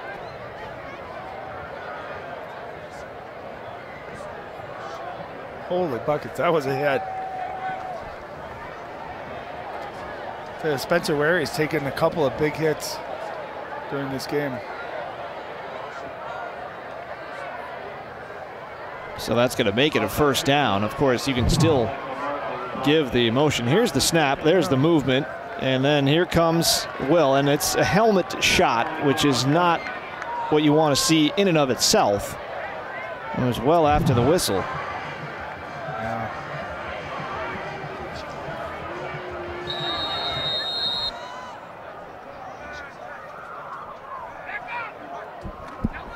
So back to the live action here, and making the tackle on the play, this time legally, Will Mostert.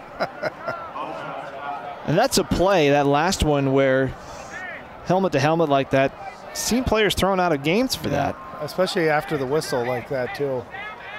I know it's a bang-bang play, and sometimes it's hard to stop as a defensive player when you're coming full speed like that, but you know, you got to lay off, especially when they're upstairs like that near the helmet. Loss of 3 on that play, so 2nd down and 13 from the 20. Weary staying in the game, and they are keying right now on number 26, and that time it was Carter. Another loss on the play, back to the 24-yard line, so that's 7 yards lost in those last 2 plays. And a holding call to boot on the Crimson, so we'll see if they take this.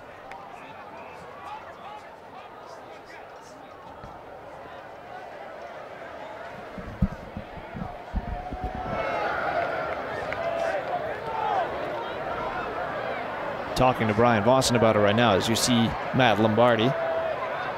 It's either going to be 3rd and 15 or what, 2nd and... No, they're going to decline it.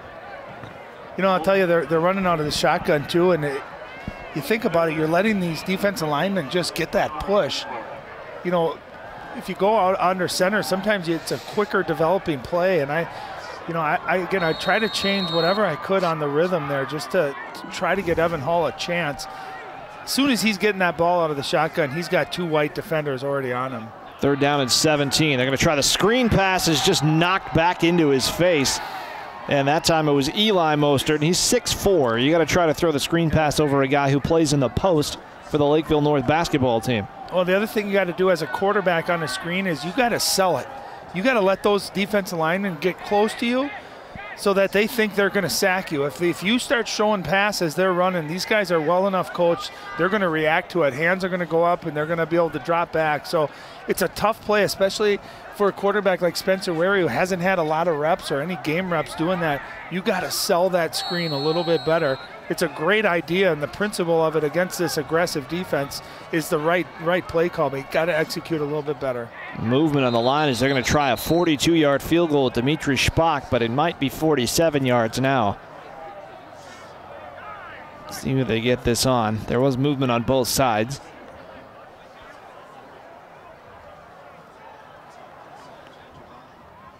And then it's against Maple Grove. So what's the range? Is it 47 yards? You're going to find out how good the leg is on the senior kicker, Dimitri Spock, if they still decide to try this. Well, you might at home be thinking, well, what's the difference? It's 3 points. Well, I can tell you to Lakeville North, getting a shutout matters. And when you played well defensively, you don't want to give up a point. And so these kinds of plays, that penalty, this stuff matters. You want to put a shutout on there. You'd like that pride of being able to say you shut a guy like Evan Hall and this Maple Grove offense out. This is 46 yards, plenty of leg. It's good. What a kick by Dimitri Spock. It was good from 40. It could have been good from 56. He had plenty of leg on that. Holy buckets, the power. And again, watch the distance here, Charlie. I mean, again, he had another 5 to 10 yards on that kick. That's very, very impressive at the high school level. Wow. Awesome job, bud. So Spock with the field goal gets Maple Grove on the board. How about that? That was a blast. You said it. It would have been good from 56. We could have used that at Lambeau a few weeks ago in a purple or a white and purple jersey. It's trying not to say that. We don't want to bring up any bad memories for anybody. 4:15 to go in the third quarter, 19-3. And essentially what that does, if you think about it, it's now a 2-score football game. It's the maximum. You got to get 2 touchdowns, 2 two-point conversions, which is tough enough on itself. But 3 points there wasn't worthless in terms of the scoreboard itself. Well, more importantly, too, I think Maple Grove might have found something offensively, a little bit of a rhythm there. Again, that pre-snap motion, running that the read option, and being able to utilize Wary as a quarterback and as a running threat, I think gave them a little bit of life offensively. Nelson not out returning this kick, but Curtis is, and he takes it from the 10-yard line. Corralled at the 25, and here comes Cavalry, and it's going to take them all. Still can't get him down. So 1st and 10 from the 25 for Lakeville North. 4:06 to go here in the third quarter, and you get to a point with these two teams, the way they can chew up the clock, that it's already the enemy of Maple Grove. Well, it's where defensively they got to come out and they They got to win first down. You got to get a big play, get a big push, put second, third, and long, put Lakeville North in some uncomfortable down and distances, try to get that ball back to your offense, and again, you got to hope that Evan Hall can maybe break a big play. Any sense that you need to start going for the football at all? So they give it to Nelson on first down. He'll take about 4 yards on that. I normally would say, Charlie, yes, you go for the football, but when you're tackling guys that are as good as, Brian Curtis and Rajah Nelson, I say you wrap up. You know what I mean? You got to make the tackle. They're the kind where if you go in and you try to slap at the ball, you don't tackle them, and you turn your head and they're racing down, 50, 60 yards for a touchdown. Wrap up, gang tackle. If you're the second or third defender to the tackle, that's when you go for the ball. Power football right now with Curtis, but he is bounced down on the play. Tackle there by Joe Bulow. Just a gain of 1 there, so it's third down and 5. A long 5 as well. Well, it's a good start for this defense. Third down, they got to bring some pressure. They got to start being the aggressive ones, the Crimson do. Try to get some pressure. If it is a pass, force Keebler into maybe making an early throw or a bad throw where you can make a play on the football. And there's 2 players you got to keep an eye on, and number 7, of course, Rajah Nelson's one of them. Keebler wants to throw, rolling to his right. Pressure is coming, and he'll finally loft it downfield. Coming back for the football was Nelson. Yeah. But it is incomplete. Now, pardon me, that was Keaton Mose down the field, and now Keebler is down. They're taking a shot at the end of the play. I'll tell you, yeah, what made that play is Keebler had to get rid of it, I think, before he wanted to. Nice job, Maple Grove, contain and some pressure. Able to get to the outside, but a nice hard hit. The things you worry about on that are, 1, did you get the wind knocked out of you, or 2, sometimes you watch quarterbacks or running backs, they hit the back of their head on that turf, and that can be as well. So neither one's a good one or a fun one, but that's what you're looking at. But I like what Maple Grove did there. They brought some pressure and forced Keebler into throwing it, I think, before he wanted to, and they did their job. 3 and out, are going to get a chance to get the ball back. Keon Bell was the one that made the hit, and of course part of this is that Keebler is also the punter. And he has to sit out a play at least. Looks like he's going to be all right. You mentioned the wind knocked out of you. That has the hallmarks of what happened on that last play.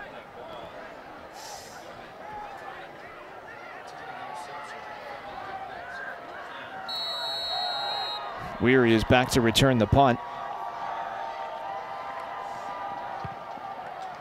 And that came off the leg of Evan Peterson. Brought in at the 30-yard line, and no big return this time. Getting down there to make the play was Jordan Wall. You see how complete they are in all phases of football. You don't see errors in kickoff coverage, punt return coverage.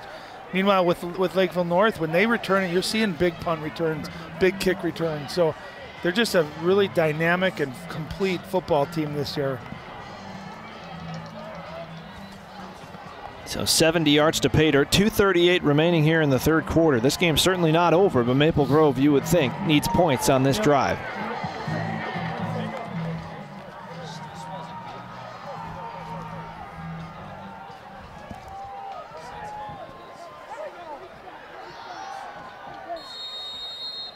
Evan Hull joining the play late. He's the back. Weary is the quarterback, and there goes Raymond in motion again. They do give it to Hull, trying to bounce it off this right side. Nice recovery by the defense. That time it was Eli Mostart. That play looked like it might gain a few yards, and all of a sudden, 4 white jerseys were on Evan Hull. Nicholas Mines, number 44, too, does a nice job from that outside linebacker, taking on the block and then just setting the edge. There's just nowhere to go. And, of course, Eli Mostart, too, big fella. They've been dominant up front.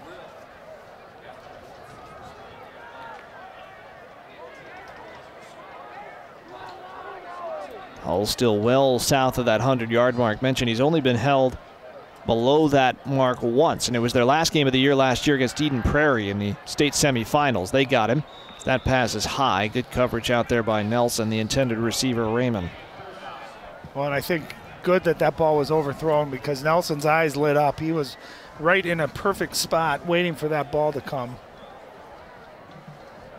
Play action can work great if you're effective at running the football. That time play action normally is wide open for Maple Grove, but Lakeville North saying, hey, we trust our front four and our linebackers to stop the run so we don't have to react to play action, and it just hasn't been open tonight. Nate Elms is the quarterback right now. He threw that last pass as well. 3rd down and 8. Play action, he is hit. The ball comes out, and it looks like the Crimson may have recovered it.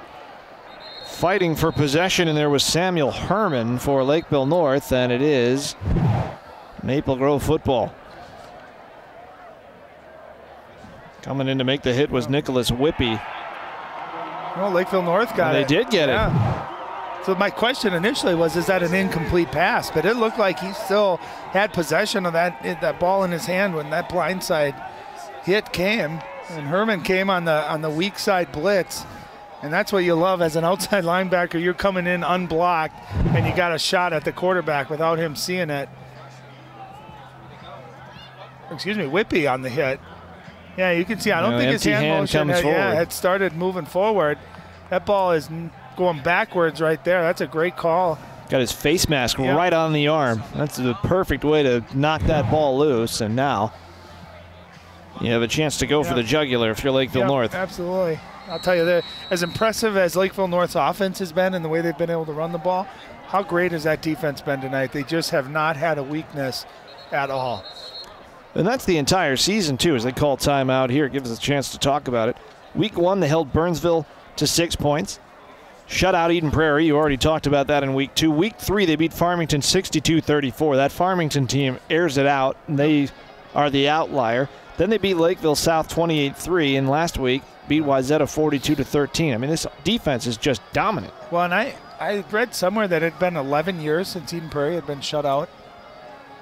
I don't think it had been 11. I think the last team that beat them that wasn't Totino Grace was Wayzata about 6 years ago. They also shut them out, Yeah, I think. It's something crazy, man. It doesn't happen very often. We know that. And they got a great quarterback, and they got great skill players. So, I mean, that's really impressive by this Panther defense. And even Wayzata, who's been putting up points against everybody, to hold them to 13. And, you know, Maple Grove maybe doesn't have the overall depth on offense, but just a great playmaker in Evan Hall. And to really bottle him up the way they have has been impressive. Keebler wants to go down the middle, looking for his tight end, Tate Stalo, and it is intercepted in the end zone by Zane Mandel. There is a flag out at about the 7-yard line, so we'll check that first. Well, Mandel had a big interception in that game against Minnetonka a couple weeks ago. Might have another one here. Let's check the flag, though.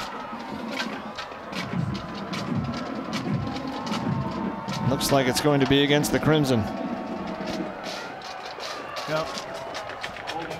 Holding. Now Mandel may have grabbed hold. He's 5'11", 150. Stalo is a very good tight end at 6'6".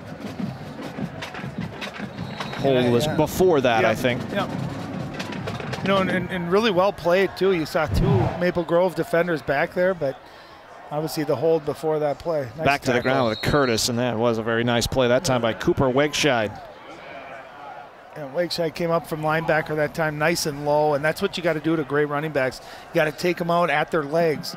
Don't let their powerful legs keep running and churning. Nice job.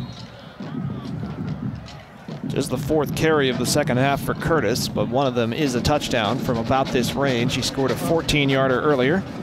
Let's say their opening drive was quick, right? Only 3 plays, I believe, and then they had a punt, and now this drive, so just not a lot of opportunity, but they've made it count. Keebler doing more passing here in the second half that time. Nowhere to go with it, throws it out of bounds. You know, and that's where when you got a guy like Rajon Nelson, I throw it up and let him try to make that play. You know, because more often than not, he's either going to come down with it or he's a smart enough and great enough athlete where he's going to make sure the defender doesn't come down with it.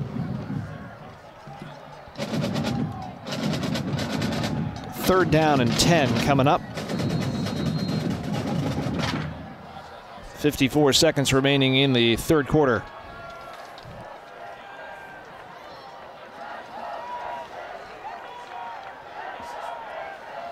And they go to Curtis on 3rd down and long. He's got space on the outside. Gets to about the 10-yard line and stopped up there. So it's going to be 4th and short.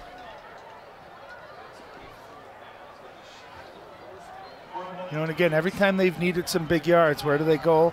Charlie, they always run to that right side. Nice job by Curtis there, making the initial tackler miss and able to get some positive yards, and it's going to set up a fourth and short, and they're keeping the offense out on the field. I won't be surprised. Watch it to the right side or watch some type of reverse too.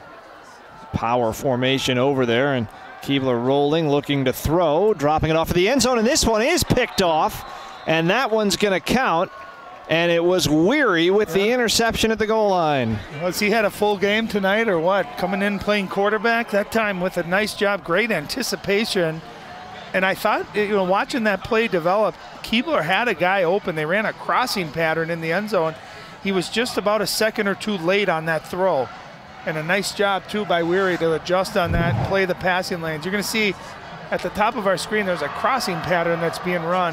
And there was an initial opening there. That ball just a little bit late, and a great job by Weary making the play. He was trying to go to Eli Mostert in the end zone, the defensive lineman slash tight end, who's 6'4", but it was well underthrown. And they did a crossing route with Nelson come into the middle, and that initially all the defense went with Nelson.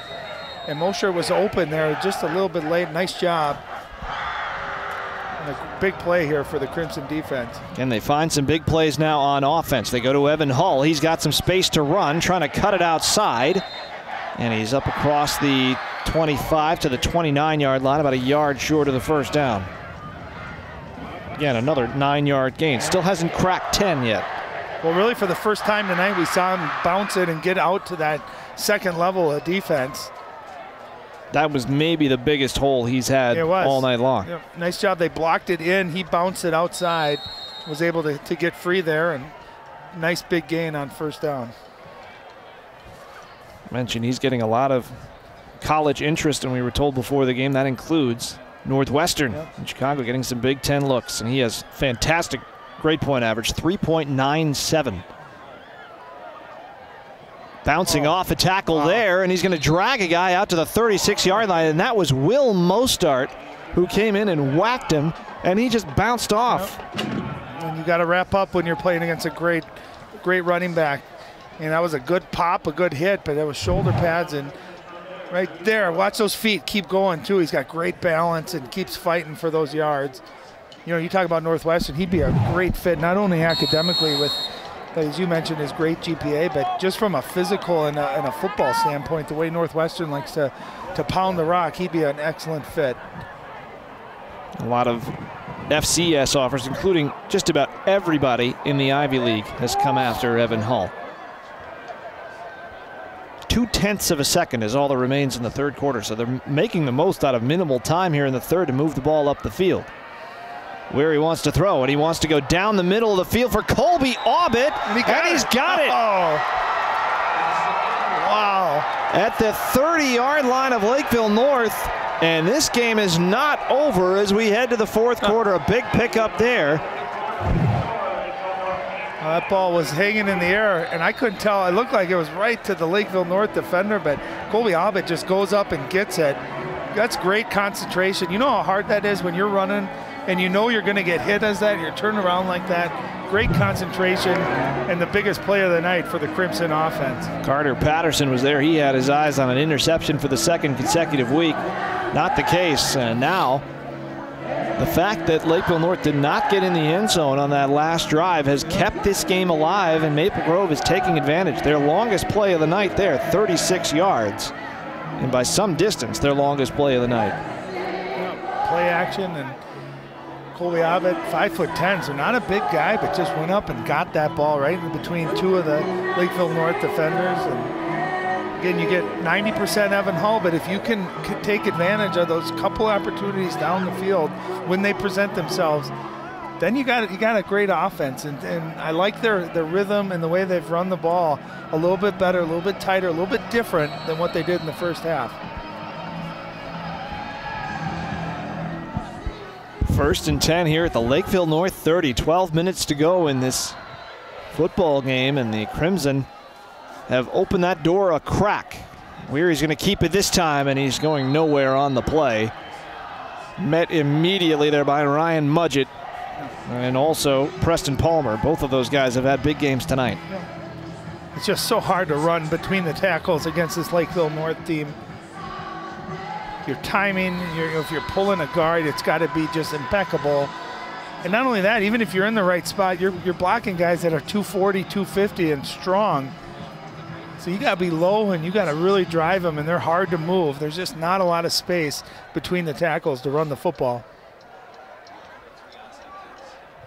2nd and 11, pressure coming. Weary to the outside. He had to get rid of that ball before he could. That's a timing route, and he had players all over him. Intended for Aubert again. Yeah, and if he would have had maybe just one more second to plant his feet and get his strength into that throw, Aubert was open. He did a nice job at driving Nelson off of him. He had some space there. That would have been a big-time throw and catch, but just didn't have the time to get his feet set to deliver a good throw. And this has been the night for Maple Grove. They've been able to move the ball a little bit, and they get to maybe not necessarily even this part of the field, but they stall out. Yep. Here they're at 3rd and 11. And that's what great defenses do, right? You bend, but you don't break. You give up yards between the 20s, but then when it gets down to it, you just don't give up those touchdowns. They'll go to Hull. Got a little bit of room, and Hull bouncing off tacklers again. A first down inside the 15. There he got his 10-yard run, and did he show off some speed and power there? Holy bucket. 16 yards on the carry, and boy, he took a hard hit too and just popped off it. He just keeps going. Right here, two guys, there, including Nelson, didn't even phase him. No. I'll tell you, he's got a great low center of gravity. He's always low, so he's got his balance. That's the thing for great running backs. You got to keep that balance so you can keep that power, take contact, and still finish. Can they finish off the drive? Weary bouncing it outside. Oh, nice spin. Spinning off another tackle, and he's close to a first down at the 5-yard line. I'll tell you what, win or lose tonight, Spencer Weary's had a heck of a game. We saw him with an interception. He's had a punt return, a couple of tackles, come in at quarterback, and watch this spin move. Showing good speed to the outside, and right here he spins left to right. That is not an easy move. That's a nice play call and an effective runner he's shown to be at the quarterback spot, and just enough to keep that defense a little bit honest. And you've seen, because of his ability to keep the ball and run it, it's opened up Evan Hall as well. Did not pick up the first down, which actually might be to their advantage here, and they're going to shove him forward for the first down here on the QB sneak down to the 2. And he almost got to the end zone there. Tanner Skansen certainly thinks he did. The official does not. And I like the simplicity of that too, Charlie. Get up to the line. Don't do a shotgun. Don't let that big defense line get any push. Hurry up and just stay low. Get the first down with the quarterback sneak. And they're knocking on the door here for a touchdown. We were almost writing this team off in the third quarter. We should have learned our lesson by now. You never write off Maple Grove as they push for the end zone again. And no signal. I saw some arms come up, but they were from a player. And again, you just see, I mean, it's hard to get that a second time against those big white jerseys.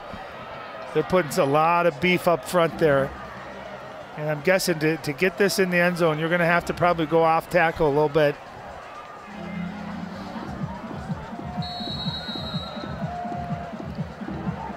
Evan Hall, 10 touchdowns already this year. And they keep this on the ground with Weary, and he didn't need much, and he got it. Yep.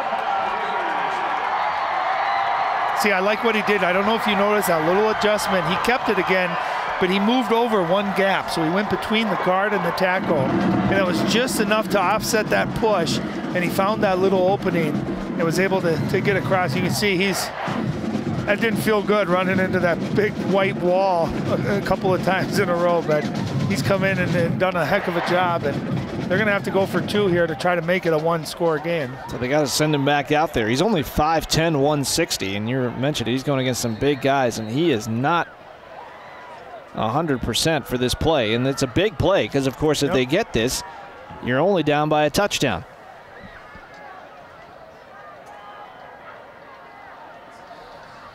They're going to roll it out and throw it wide open, man, in the end zone. Perfect play call. And it's Skansen.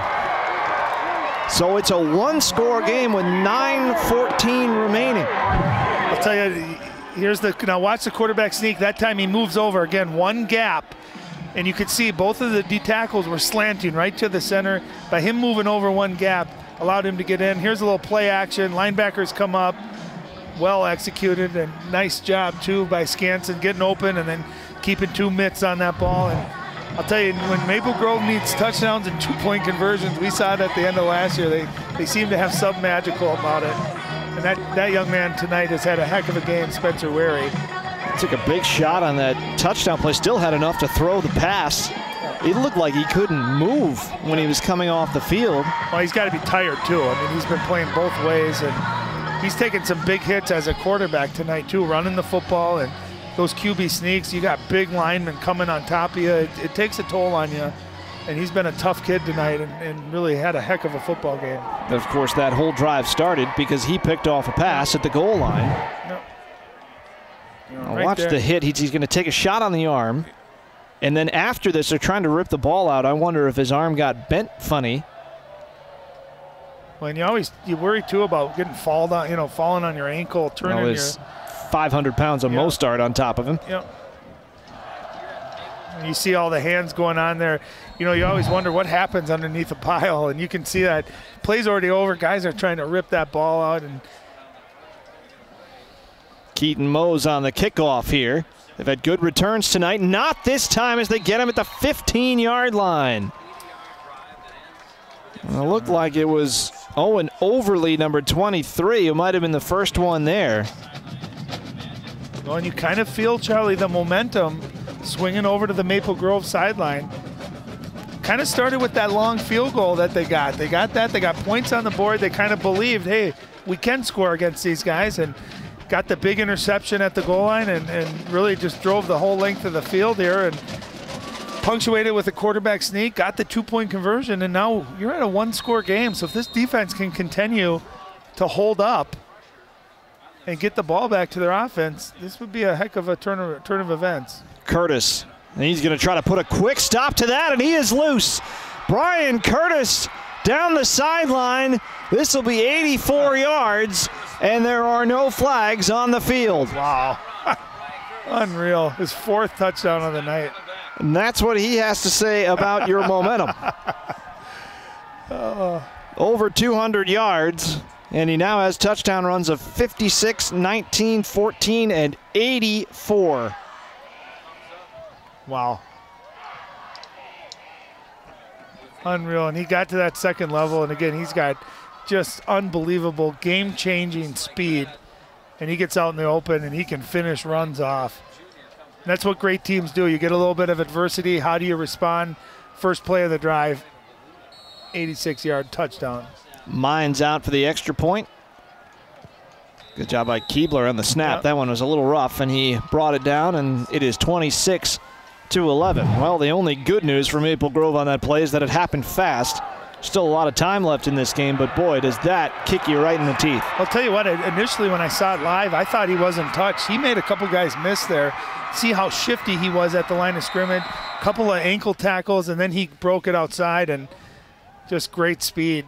And it seems like they're going to get him, and he just continues to slowly pull away. So he's got that long-distance speed, too, on those runs. He's been absolutely remarkable tonight. Came into this game with 812 yards on the season, so he's obliterated the 1,000-yard mark tonight. 4 touchdowns is a season high. He only had 7 coming in.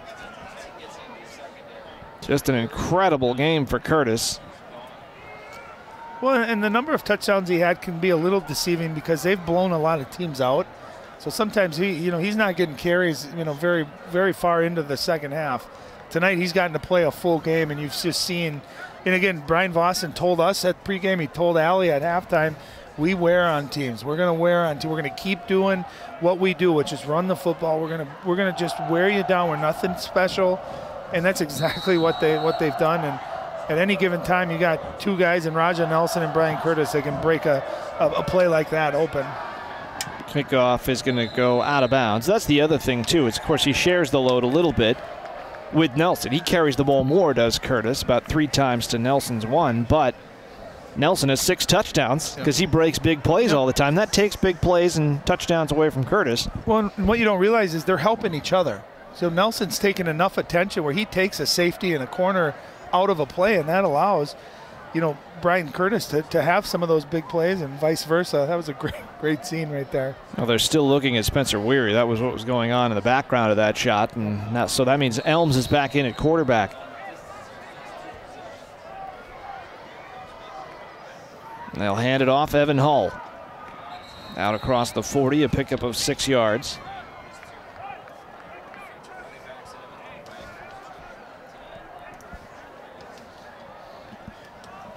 He just seemed like he's run with a little bit more force, too, in the second half. And I think you give some credit to that offensive line. They're getting some more push, too, but Evan Hull feels like he's running with a little bit of extra oomph in the second half. And the last couple runs, he's up to 109 yards, so he is over that 100-yard mark, and he's really had to earn every single yard of it tonight. Going for some more here, but might be going backwards a little bit. Still makes a play out of it, but did step out of bounds after a minimal gain, so he won't get the first down, a gain of 1. And I like that play, even though it wasn't a big gainer, but they're trying to get him outside. And the other thing I love about Evan Hull, watch him try to finish this run off. So many guys at this point would just go out of bounds. Watch him lower the shoulder. He still wants more contact. He's trying to finish every single run. You just love that kind of gusto, that kind of attitude from your running back. 3rd down and 2. Ball at the 43-yard line. His low game this year is 120. That was against Prior Lake. The big game, of course, you guys saw at the beginning of the year against Osseo, where he had a nearly 400. And that should be a first down. 3 more there for Hull. The amazing thing about that 387-yard game that he had against Osseo is that it wasn't even a career high. Against Roseville last year in the section final, what you would call the section finals in 6A football, he had 397. And he just seems to get stronger, too, as the game goes on. The more carries he gets, the stronger he is. Play action. Elms able to step into one down the field, nearly intercepted. Getting his hands on that one was Eric Weckman. Weckman, who had a huge game last week. He had 11 tackles against Wayzata. Also forced a fumble in that game. Nearly had a pick. I'll tell you, he was in great position. Again, that play action just hasn't sucked those defenders up enough for that play action to be available over the top. So I like the throw. I like the taking the chance by Elms. And he showed he's got a strong arm. Just very well defended. And, really, even in college and the NFL, you don't see cornerbacks in the right position very often, but tonight for Lakeville North, they seem to have been in good spots all throughout the night. Elms has not completed a pass since that interception. Now he does. Weckman shuts it down immediately. That was Raymond again. Again, well defended, well executed on offense, a nice throw, accurate throw, and just defended really well. You'll give up 4 or 5 yards, just come up and make the sure tackle. So that'll bring up 3rd down and 5 from the 49. Again, Maple Grove's not out of this game, but they need to score twice, and obviously we've seen their onside kick prowess. Not the same kicker this year, Dimitri Spock. I don't think people are going to stop talking about that game for a long time, that STMA game. Up the middle, not this time. Yeah. Loss of a yard for Evan Hull. It's just so hard to consistently run between the tackles against those big guys for Lakeville North. Now you set yourself up in a position where you have to go for this. I'll tell you, too, I mean, the difference with Nate Elms in there as opposed to Spencer Wary really showed that ability to keep that, right? And I think when Elms is in there, he's a little bit less of a running threat, so Lakeville North is able to gear up more on Evan Hull. And there he ran. I mean, there was just no opening whatsoever. Timeout called here by Matt Lamarty.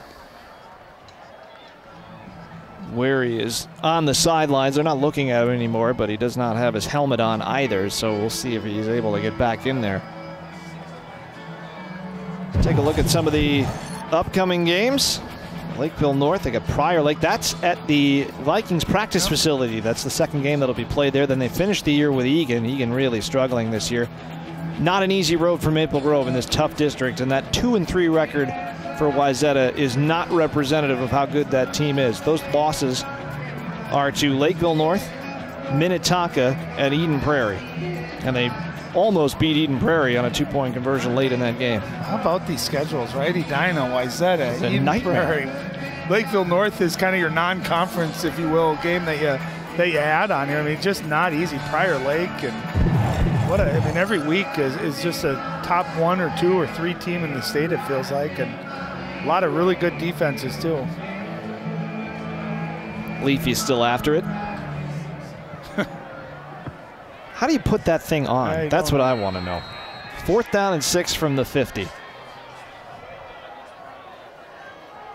Last real chance here for Maple Grove. They go outside, and the flag's going to come in, and that's going to go against Weckman.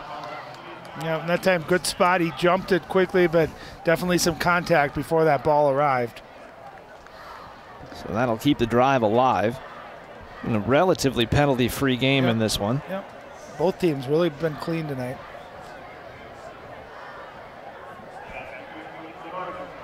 So that'll be a first down.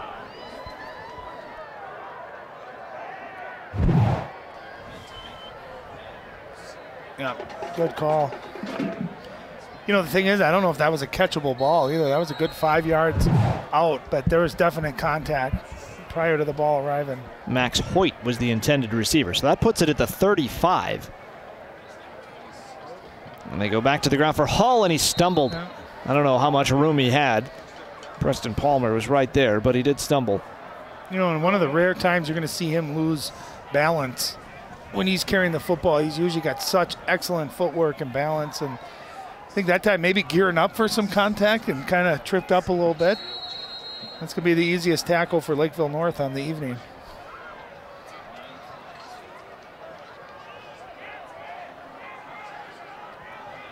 Second down and 10 from the 35. Play action, Elms rolling. He's got a wide open man inside the 20, and that is Aubit down to the 12-yard line. Oh, great play call, nice play action, and Elms showing the ability to roll to your left as a right-handed quarterback. Not an easy thing to do. And really, I thought that was a well-executed play. Great throw, nice tight spiral, accurate. And I'll tell you too, Colby Aubit's had a nice game receiving here tonight. A couple of big plays. You can see some of the promise for this sophomore quarterback when he makes plays like that. They just need consistency out of him. He'll get a chance to earn that.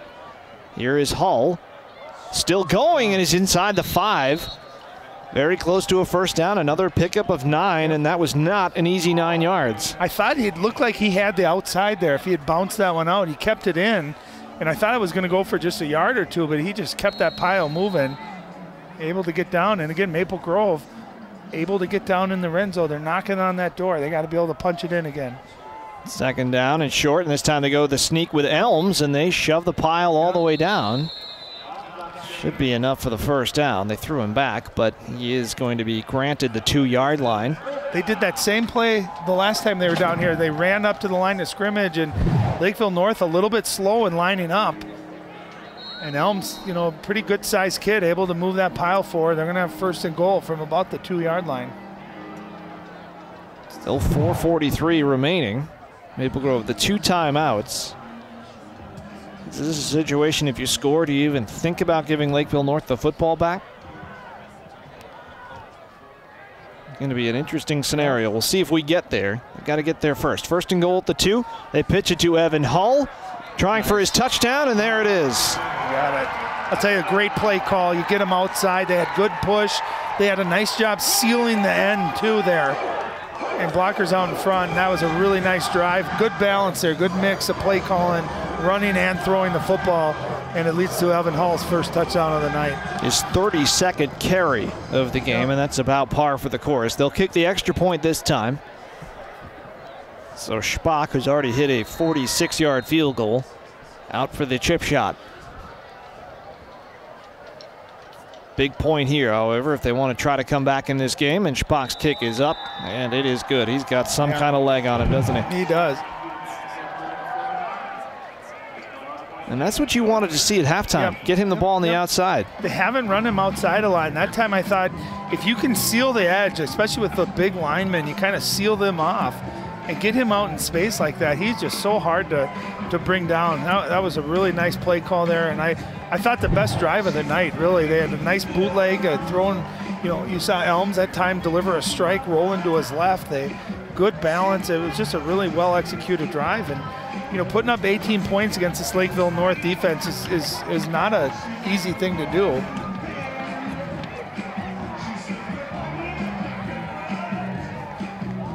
Lord of the dance. From the knees down, he's really got it.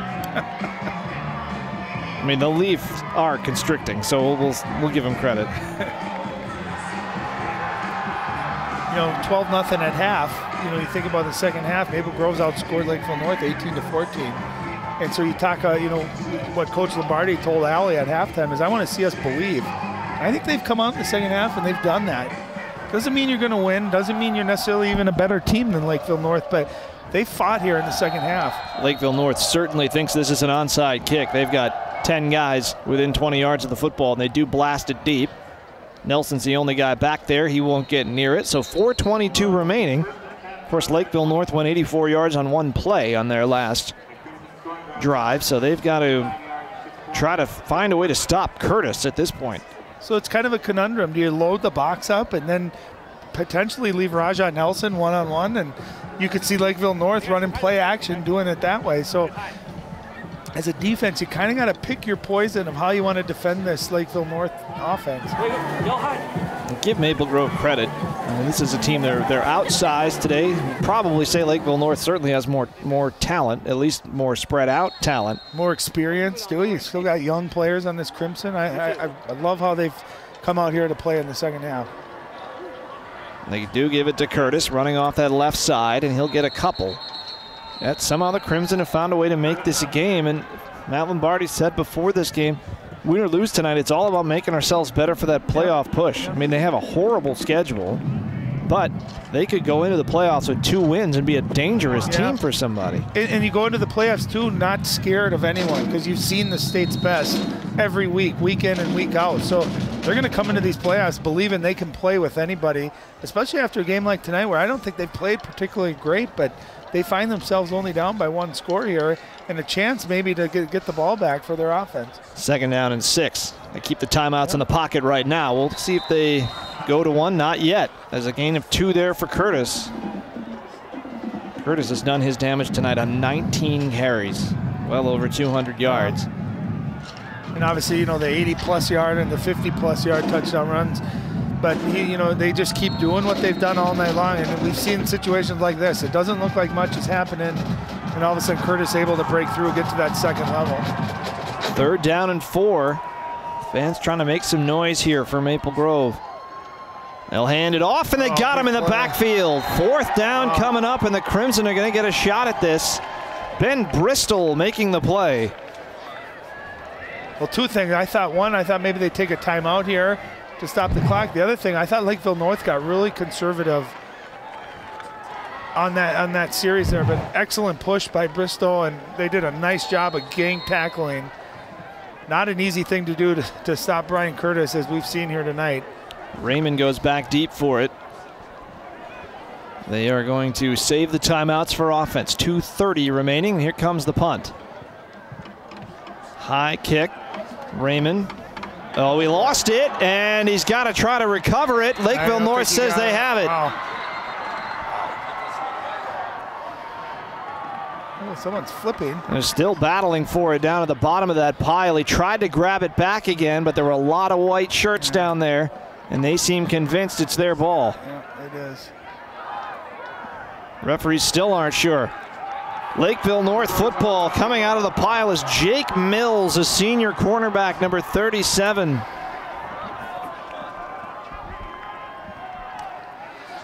Well, Coach Lombardi talked about beating yourself. Your defense goes out, does an excellent job, gets a 3 and out, you get the punt. And Luke Raymond, who's had a nice game here tonight, that time, if you're worried about the catch, that's where you just got to fair catch it, right, and concentrate on making the catch. But the fumble, now you're putting your defense still 2:17, 2 timeouts, so you still have a chance here. It's where you got to fire your defense up. Okay, we just made a mistake, we gave the ball back, let's go get it back for our offense. So they got to come out here and shut this offense down. Try to give their offense one more chance. Give it to Curtis, and he's got a gap, and here he goes again, Brian Curtis, and they make him pay for the fumble. Wow. 42-yard touchdown run for Curtis, his 5th of the game. And he's waving bye-bye to the Crimson, and that's going to do it. You know, that's the thing, you load that box up, and if he is able to get past that initial wave of defenders, there's just no one back there. And again, they run to the right side. 3rd time tonight for that touchdown. They've run that same play, gets to that 2nd level, and he's got that breakaway speed. 5 touchdowns on the night for Brian Curtis. Wow.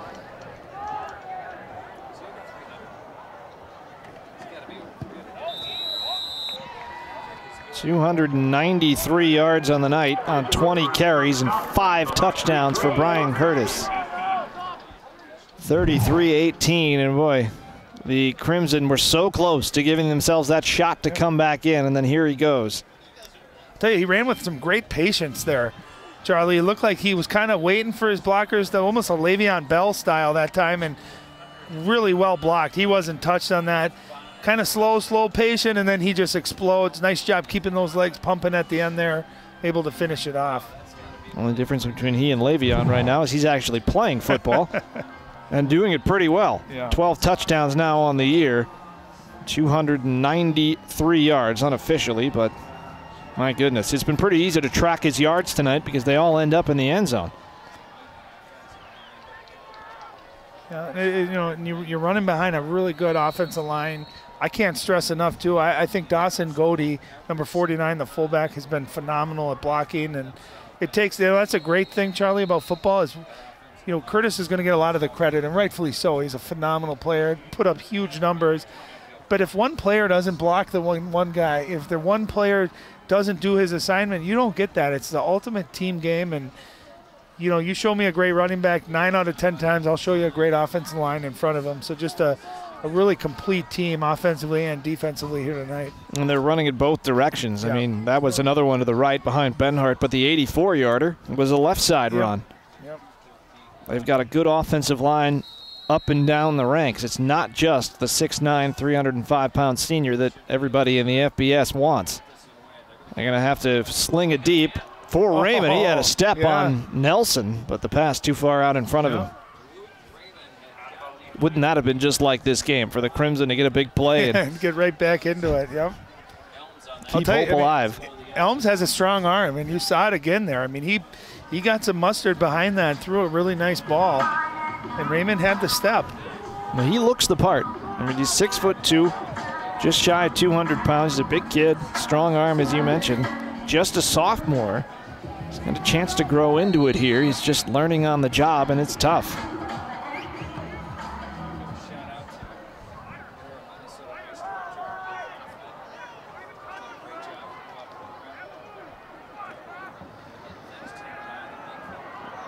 This one thrown and overthrown, and the closest one to it was Carter Patterson, intended for Aubit that time. Yeah, and with the second, you know, now it's 3rd and 10. I think second down, I might have ran that one, try to get 6 or 7 yards. Now you got a 3rd and manageable. Instead, your 3rd and 10. This front 4 for Lakeville North is knowing it's probably going to be a pass. You know, this is where maybe you come back with a draw. Do you come back with a screen? Do you come back with Evan Hall here and try to get him to get a big chunk of yardage?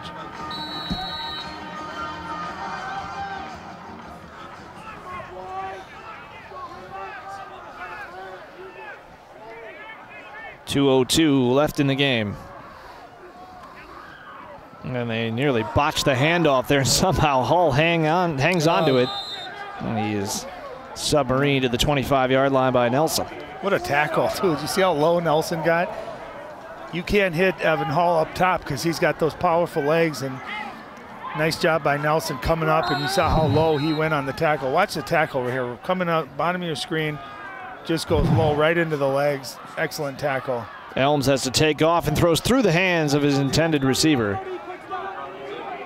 And that's going to be 4th down, and that's going to be the last chance for Maple Grove, the last meaningful chance. That one was intended for Hoyt. Well, they're going to redistrict next year. And of course, there are some interesting decisions as to where to put everybody when they come through it. This is from David Levesque. 31 teams at Class 6A. Here's the proposed sub-district: Anoka, Blaine, Centennial, Champlain Park, Mounds View, Roseville, Totino, Grace, Cretin, Egan, Eastridge, Rosemount, Stillwater, White Bear Lake, Woodbury, which is not that different from what it is now, save Egan. We'll get the rest to you in a second. Out there playing quarterback right now is Evan Peterson, and the handoff. There's Burnsville, Eastview, Farmington, the Lakeville schools, Prior Lake, and Shakopee. So that would be a bit of a change. And then how about this? Edina, Eden Prairie, Maple Grove, Minnetonka, St. Michael, Albertville, and Wayzata. And of course, Osseo thrown in there, the 5A team that's so used to playing 6A teams. That's a heck of a division right there. That's a murderer's row. Yeah.